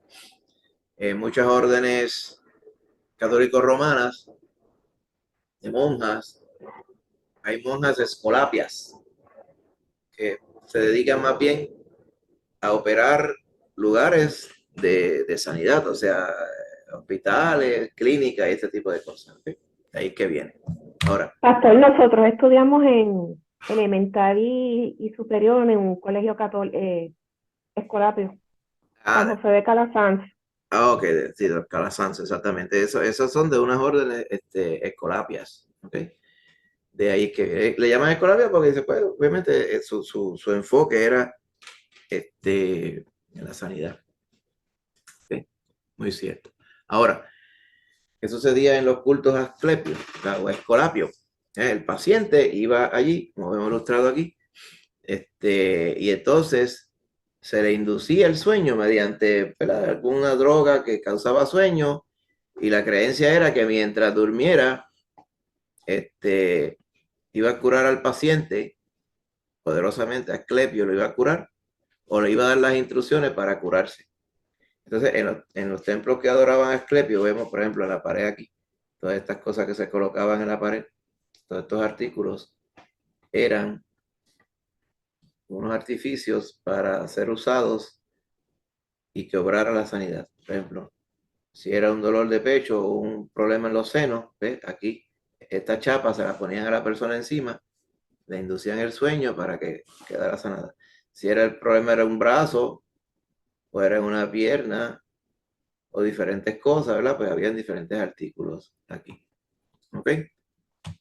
Ahora, yo no estoy diciendo que hubieran sanidades necesariamente, pero si habían sanidades, pues podemos decir, muchas ocasiones podía, yo estoy seguro, venía con el propósito, acuérdense, en esta cosa uno, si uno se pone a meditar bien, dice, ¿podrían haber sanidades de esa forma?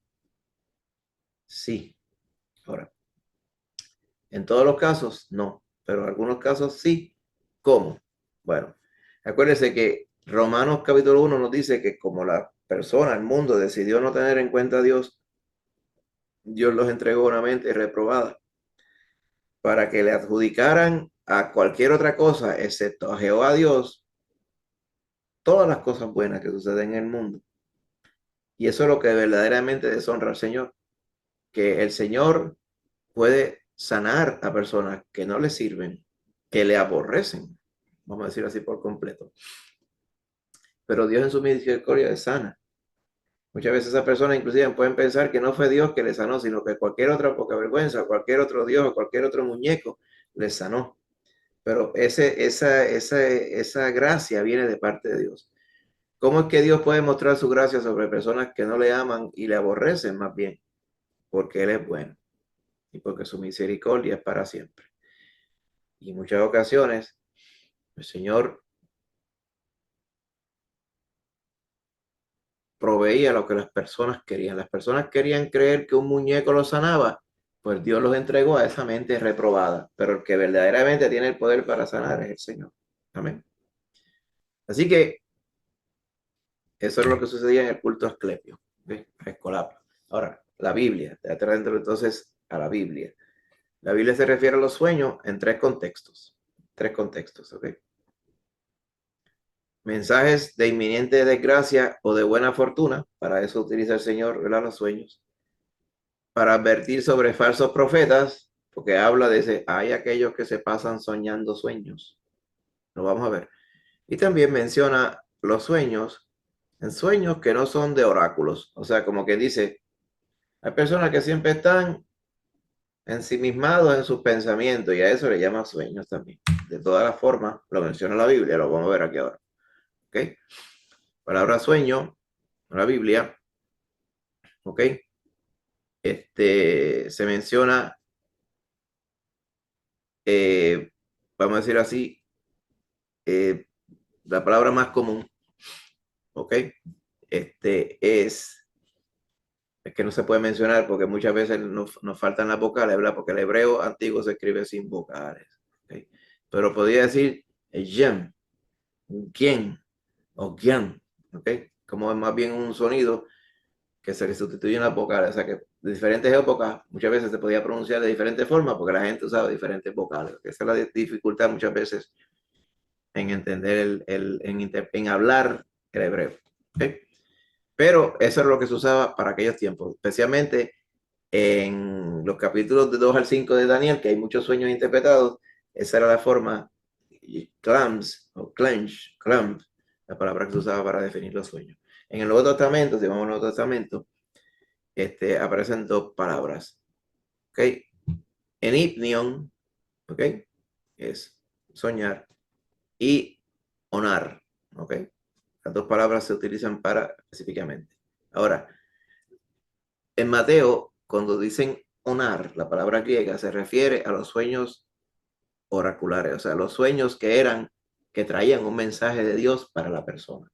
Uno de esos sueños, por ejemplo, es como el ángel Gabriel le habla a José, le dice, mira José, no tengas miedo en recibir a María, tu mujer, porque lo que ella hay es de parte del Espíritu Santo.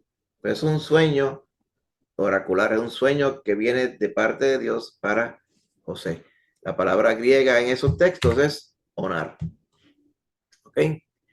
Ya cuando vemos más adelante, ¿verdad? Allá en Hechos, capítulo 2, Judas 8, cuando hablan de la gente que sueñan sueños, más general le usa la palabra enignium, como, ¿verdad?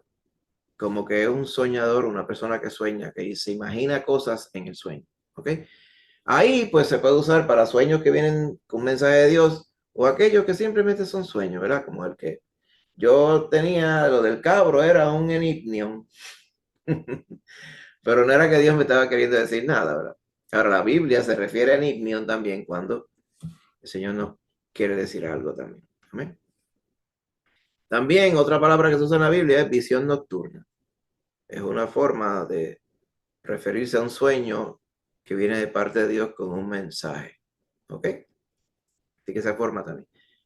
Aquí vemos, por ejemplo, en esta ilustración, cuando Daniel estaba interpretando el sueño a Faraón. ¿Ok? Así que si vamos rapidito a la Biblia hebrea, esto es el Antiguo Testamento. ¿Ok? Muchas veces vemos que Dios usaba los sueños para hablarle a las personas. Amén.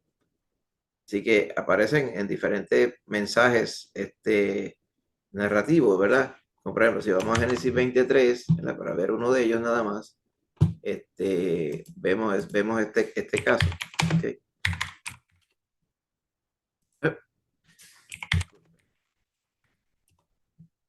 Ahora sí.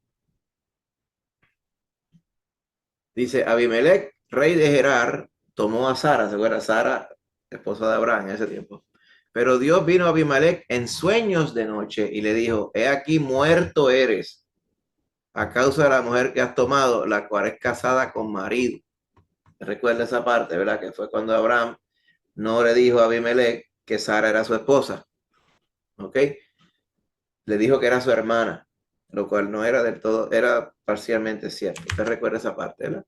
Pues ahí dice que Dios se le reveló en sueños entonces a Abimelech y le aclaró lo que estaba pasando. Así que esos sueños oraculares, que de momento hay una narración bíblica, de momento dice, y Jehová se le apareció en sueños a tal persona. Pues ahí lo vemos, ¿verdad? Todos estos ejemplos que vemos aquí abajo son así. Allá en los libros de los jueces, en 1 Samuel, 1 Reyes, vemos todo ello. ¿Ok? Así que todos esos sueños son ejemplos de cierto tipo de sueño oracular, el sueño simbólico, el sueño que necesita ser interpretado. ¿Ok? Esto, por ejemplo, la interpretación del sueño simbólico, ¿ok? Es la parte importante. Por ejemplo, si lo que yo soñé del cabro tenía una interpretación simbólica, lo importante no era el cabro. Lo importante era qué es lo que quería decir el cabro en el sueño. ¿Ok?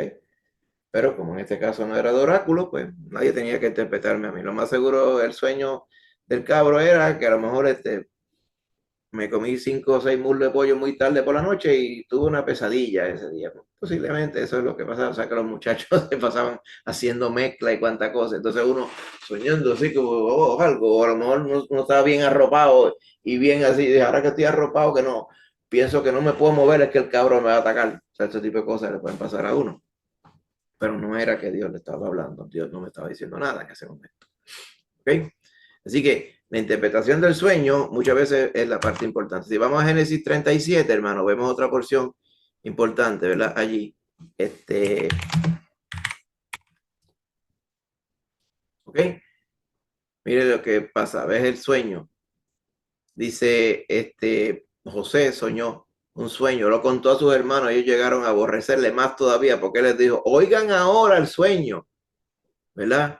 Que he soñado. Dice, es aquí que atábamos manojos en medio del campo y es aquí que mi manojo se levantaba y estaba derecho y vuestros manojos estaban alrededor y se inclinaban al mío.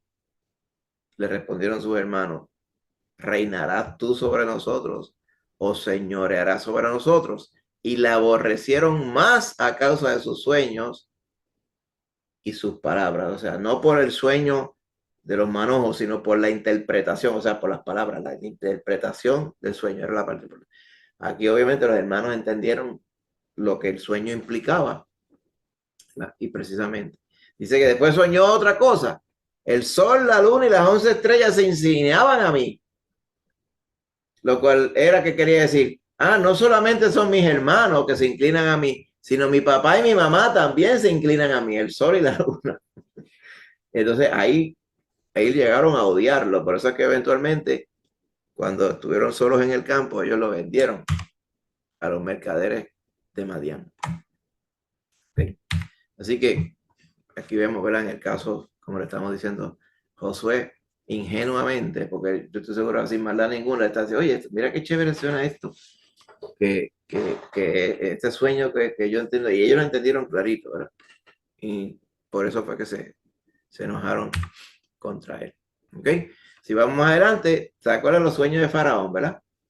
Sueño de Faraón, soñó allá en Génesis 41 con 7 vacas gordas y 7 vacas flacas.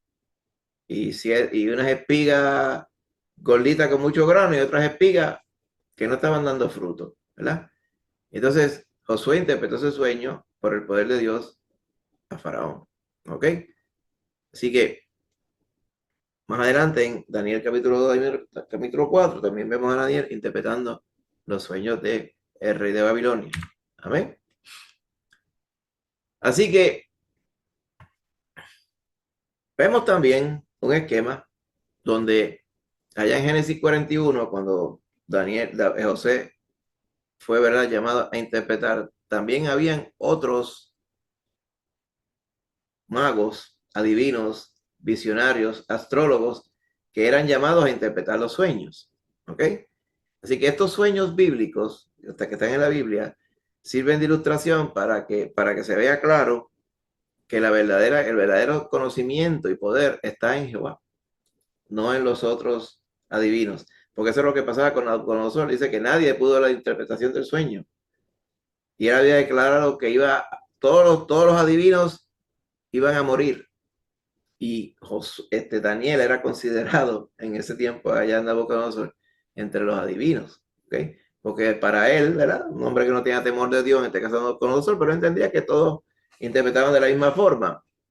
Pero Dios usó esa coyuntura para que cuando su sueño fue interpretado y Daniel decir que de parte de Jehová viene la interpretación, él dijo verdadero y único Dios es Jehová. Así que Dios utilizó esa parte para glorificarse. Okay. Si seguimos más adelante, están los sueños de Daniel. Se nos describen en Daniel, ¿verdad? Allá. En Daniel 7 es el sueño que tuvo sobre las 4 criaturas, ¿verdad? Dice que una tiene cara de león, una cara de oso, una cara de leopardo y el otro era una bestia que, ¿verdad?, como nunca se había visto bajo ninguna circunstancia. ¿Ok? Y allí en ese sueño que tuvo Daniel, él soñó también que había un ángel que era el que le explicaba el sueño. O sea, él soñó con el intérprete y con el sueño también a la misma vez. O sea, el Señor hizo eso con él en esa ocasión. Y usted sabe que la interpretación de este sueño es de todas estas naciones que iban a venir en el futuro, ¿verdad? Y algunas de ellas se van a manifestar todavía en nuestro futuro, ¿verdad? Tienen que ver con la revelación del Apocalipsis. ¿Ok? Así que también en la Biblia hebrea ¿verdad? Se le avisa a los que, ¿verdad? A los israelitas, que también pueden haber falsas profecías que se reciban en los sueños, ¿ok? Así que conscientes de que los profetas pueden venir falsos, pueden haber falsos profetas, pues allá en Deuteronomio 13, Jehová le advierte, y yo creo que esa advertencia para nosotros es válida todavía, ¿verdad? En aquel entonces dice, cuando se levantara en medio de ti un profeta o soñador de sueños, y te anunciara señal o prodigio, y si se cumpliera la señal o prodigio que él te anunció diciendo, vamos en pos de dioses ajenos que no conociste y sirvámosles, no le darás oído a la palabra del profeta, ni al tal soñador de sueños. ¿Por qué? Fíjese lo que está diciendo, ¿verdad? Dice, mire, si una vez viene delante de usted, mire hermano, vamos a decirlo así, si viene alguien delante de usted un día y diga que yo soñé algo acerca de ti, ¿ok? Y hiciera alguna señal, o sea, algo que usted entiende sobrenatural, y usted dice, wow, uy, tiene autoridad. Si lo que él le dice a usted que él soñó acerca de usted es que usted vaya, por ejemplo, y adore dioses ajenos, mandándole que usted vaya a hacer las cosas que a Dios no le agradan, en otras palabras, pues usted no le haga caso, aún con toda la señal que hizo el profeta. ¿Ok? No darás oídos a las palabras del profeta, ni a tal soñador de sueño, porque Jehová vuestro Dios os está probando, para saber si amáis a Jehová vuestro Dios con todo vuestro corazón y con toda vuestra alma. En pos de Jehová vuestro Dios andaréis, a él temeréis, guardaréis sus mandamientos, escucharéis su voz, a él serviréis y seguiréis. Eso quiere decir que los que sirven al Señor nunca van a venir a decirnos nada que tenga que ver en contra de lo que Dios quiere. ¿Ok? ¿Qué va a pasar con el tal profeta soñador? Ha de ser muerto por cuanto aconsejó rebelión contra Jehová nuestro Dios, que te sacó de la tierra de Egipto y te rescató de la casa de servidumbre y trató de apartarte del camino por el cual Jehová tu Dios te mandó que anduvieses. Y así, o sea, matándolo, quitarás el mal de en medio de ti. ¿Verdad? Era escueto y grave. ¿Okay? Yo recuerdo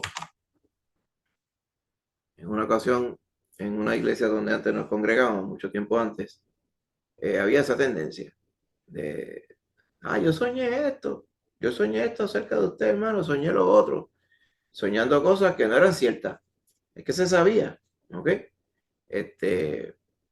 Eran cosas completamente azules, estaba siempre todo este asunto, estar soñando, o sea, como que los que soñaban, como que estaban más cerca de Dios que los que no soñaban, ¿ves? Y está ese peligro carnal en las personas, o sea que pueden haber personas que sean creyentes, pero puedan estar confundidos respecto a lo que la doctrina de la Biblia enseña y quizá le dan una importancia demasiado grande a las cosas que no hay que darle importancia, por ejemplo, sueños, ¿no?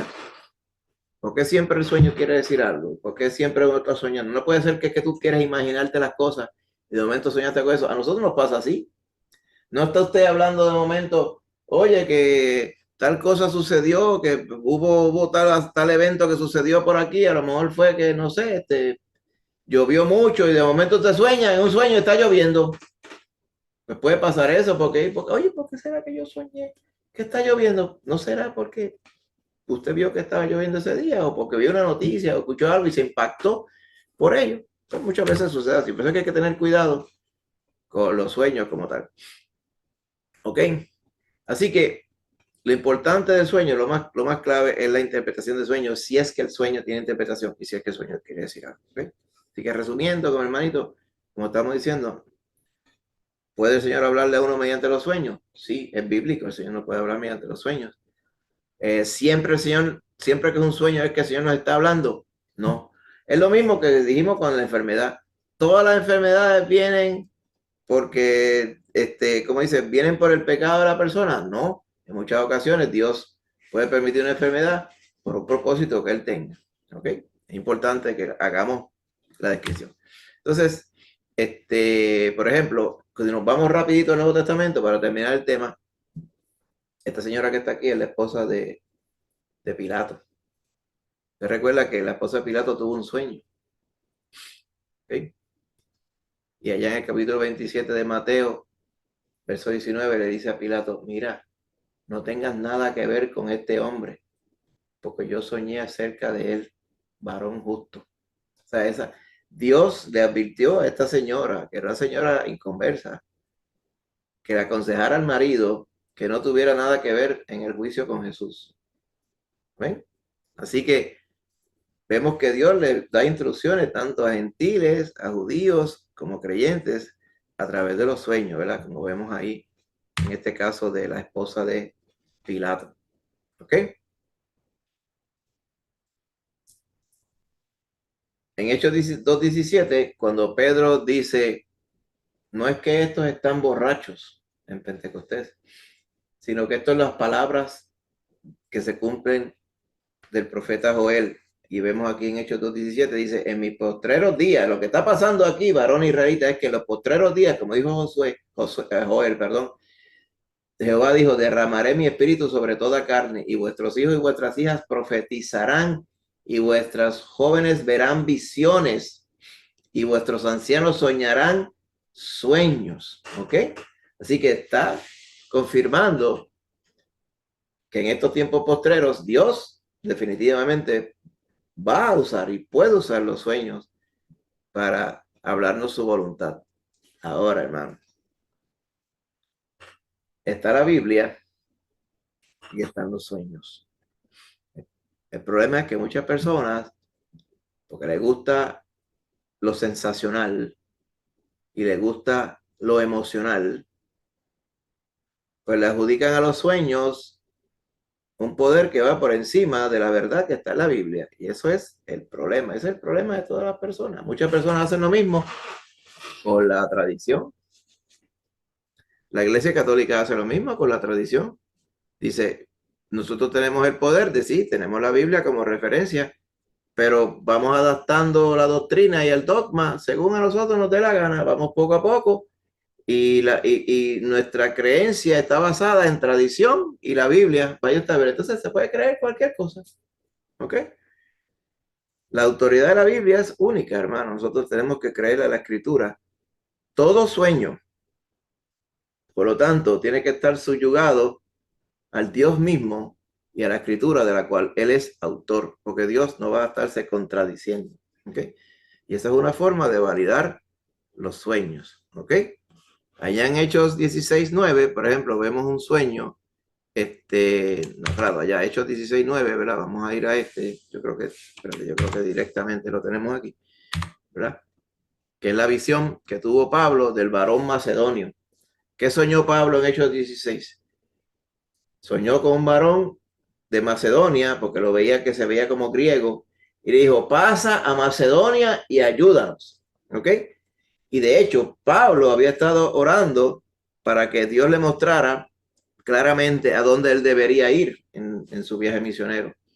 Así que Pablo entendió claramente que tenía que ir a Macedonia, lo que hoy día se le llama Grecia. ¿Ok? Así que vemos ilustrado que en el contexto del nuevo pacto, Dios habla y ha hablado a través de sueños. ¿Okay? Ahora, estos sueños que vemos en el Nuevo Testamento son claros, o sea, no son cosas tan simbólicas como las vimos en el Antiguo Testamento. Por lo tanto, lo que entendemos es que Dios ha querido que cuando Él nos habla a través de sueños sea bien claro. ¿Me entiende? Que no sea algo que requiera una interpretación de otra persona, sino que usted mismo lo puede entender. Por ejemplo, lo que vimos allí cuando Pablo le fue mostrado lo que tenía que hacer por medio de la visión. ¿Ok? Así que estos sueños no necesitan interpretación, así son prácticamente los sueños que vemos documentados en el Nuevo Testamento. Por ejemplo, vamos a ir a uno, ¿verdad? Momentito aquí. Hay uno que muchas veces Mencionamos. Más adelante, creo que es capítulo 10, si no me equivoco, espérate.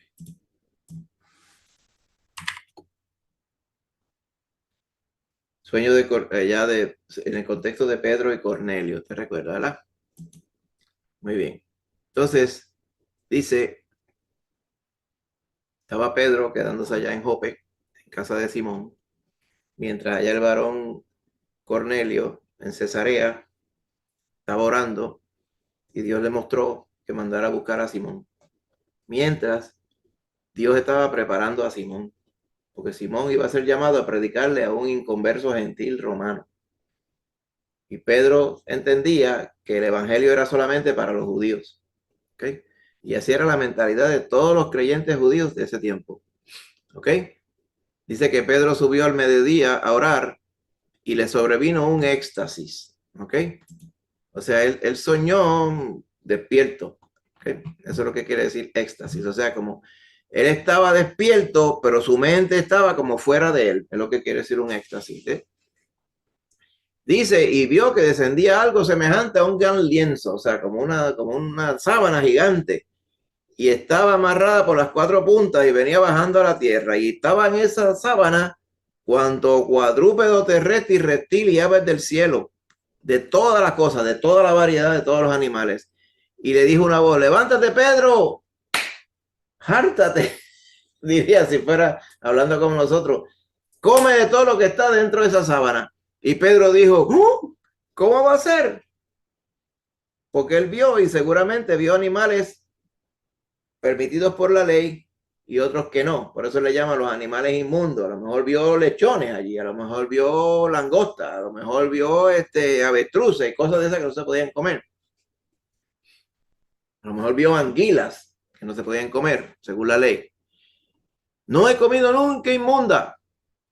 Y la voz le dijo de nuevo, lo que Dios limpió no lo llames tú común o inmundo. Y esto lo hizo 3 veces, esta visión. Y aquí el lienzo fue recogido al cielo. Mientras estaba Pedro esperando a ver lo que quería decir la visión, el Señor lo mandó para que entendiera lo que era la visión. ¿Okay? Así que el Señor le habla tan claro como que dice, he aquí, yo he limpiado lo que yo te mostré y lo que tú vas a ver en otras palabras. No le llames inmundo. Cuando él entonces llegó allá a Cesarea, pues Dios lo utilizó para predicarle el evangelio a toda la casa de Cornelio. Dice que él no había terminado de predicar cuando todos ellos se convirtieron a Cristo Jesús. Amén. Y con eso ya estamos terminando, hermanito. También hay otra referencia a sueños, allá en Judas 8, que es el verso que tenemos aquí, que dice, de la misma manera, ¿se acuerdan cuál es el tema de Judas, verdad? Advertencia contra la apostasía y los falsos profetas.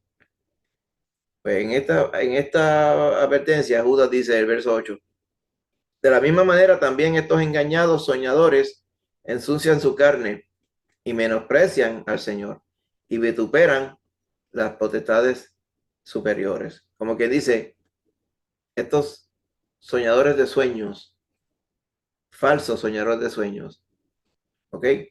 Pretenden decir que sueñan de parte de Dios, pero su testimonio es un testimonio corrompido. Y eso a nosotros nos deja ver también, ¿verdad? Si alguien viene a decirle a usted, hermano, yo te traigo un sueño de parte de Dios, y esa persona no es hermano suyo nada, porque es una persona que anda en la carne, pero dice que es cristiano, pues ya usted sabe lo que va a hacer. ¿Okay? El Señor no le va a venir a hablar a usted a través de una persona que no la ha conocido. Eso es algo sencillo. Como eso es lo mismo que vimos allá en Deuteronomio, en personas que a lo mejor podían hacer una señal, pero no quiere decir que eran creyentes. Amén. Así que resumimos, hermano, y con esto terminamos. ¿Puede Dios hablarnos por sueños? Sí. ¿Son todos los sueños de parte de Dios? O sea, un mensaje de Dios. No. ¿Pueden haber sueños que no quieran decir nada? Sí, ciertamente. Así que hoy día todavía el Señor nos puede hablar por sueños, ¿ok? Sin embargo, también Él nos ha dejado todo el consejo completo de su palabra, que era algo que no necesariamente existía disponible para todos los creyentes en las épocas anteriores, ¿ok? Esa bendición que usted tiene de tener la Biblia tener varias copias de la Biblia y leerla todo el tiempo. Y hoy día usted lleva la Biblia hasta en el celular, amén. Lleva la Biblia escuchándola en el auto, en todo. Esa saturación, gloria a Dios por eso, amén, de la Biblia, eso no existía para la mayoría de la gente, no solamente en los tiempos bíblicos, sino hasta casi el otro día. Eso de tener libros no era muy común, hermano. Hasta quizás de 100 años, 150 años para acá. Así que yo confío que en esos tiempos pues, el Señor le hablaba a las personas, ya sea por el testimonio de otros o por sueños.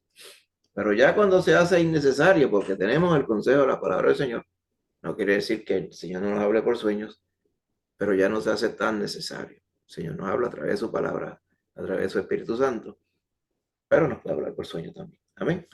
Me detengo aquí, hermanitos, para entonces ver si hay alguna pregunta, alguna duda que tengamos que clarificar. Amén. Amén. Gloria a Dios. Pues mire, con esto, ¿verdad? Ya nos despedimos, ¿verdad? Estos son los 3 temas que hemos querido. Ajá, ¿hay alguna pregunta? No. Gloria a Dios. Pues con esto, hermanito, pues ya resumimos entonces lo que hemos querido estudiar en esta noche.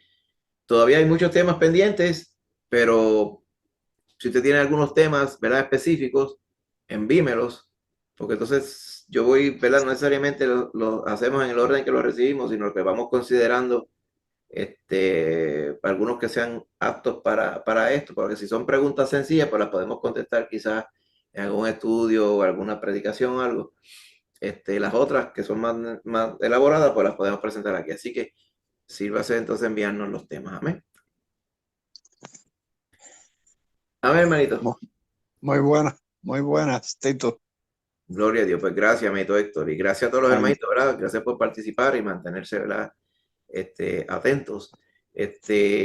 Como siempre, pues yo lo convierto el file y se lo envío por WhatsApp si acaso lo quiere. Si alguno de ustedes quiere alguna porción impresa, me lo hace saber, yo también la puedo imprimir y se la puedo llevar más adelante. Amén. Recuerde que nos podemos ver de nuevo entonces el domingo, hermanito, allá en la casa del Señor. Amén. Gracias, pastor. Gracias a ustedes, hermanito. Pues vamos a tener una palabra de oración para hacer despedidos y así podamos también, ¿verdad? Disfrutar el resto de la noche. Padre Santo, Señor, gracias te damos en esta noche por ser bueno con nosotros y darnos esta bendición tan grande de podernos sentar, Señor, entre todos los hermanos para considerar tu palabra, Padre, para de esa forma también contestar preguntas, Señor, que tenemos acerca de tu palabra y acerca de la vida, acerca de este mundo también, de situaciones que tenemos. Bendice, Señor, ahora este tiempo que hemos podido estar aquí y que podamos, Señor, atesorar todo aquello, Padre, que tú nos has brindado por medio de tu palabra. Que ahora también podamos descansar en esta noche, que podamos también, Padre Santo, levantarnos bien para el día de mañana y el domingo, Señor, reúnanos a todos en tu casa, Padre. Gracias te damos por todo, Señor, y nos vamos, Señor, entonces con tu bendición. Lo pedimos, dándote gracias en el nombre de Cristo Jesús. Amén.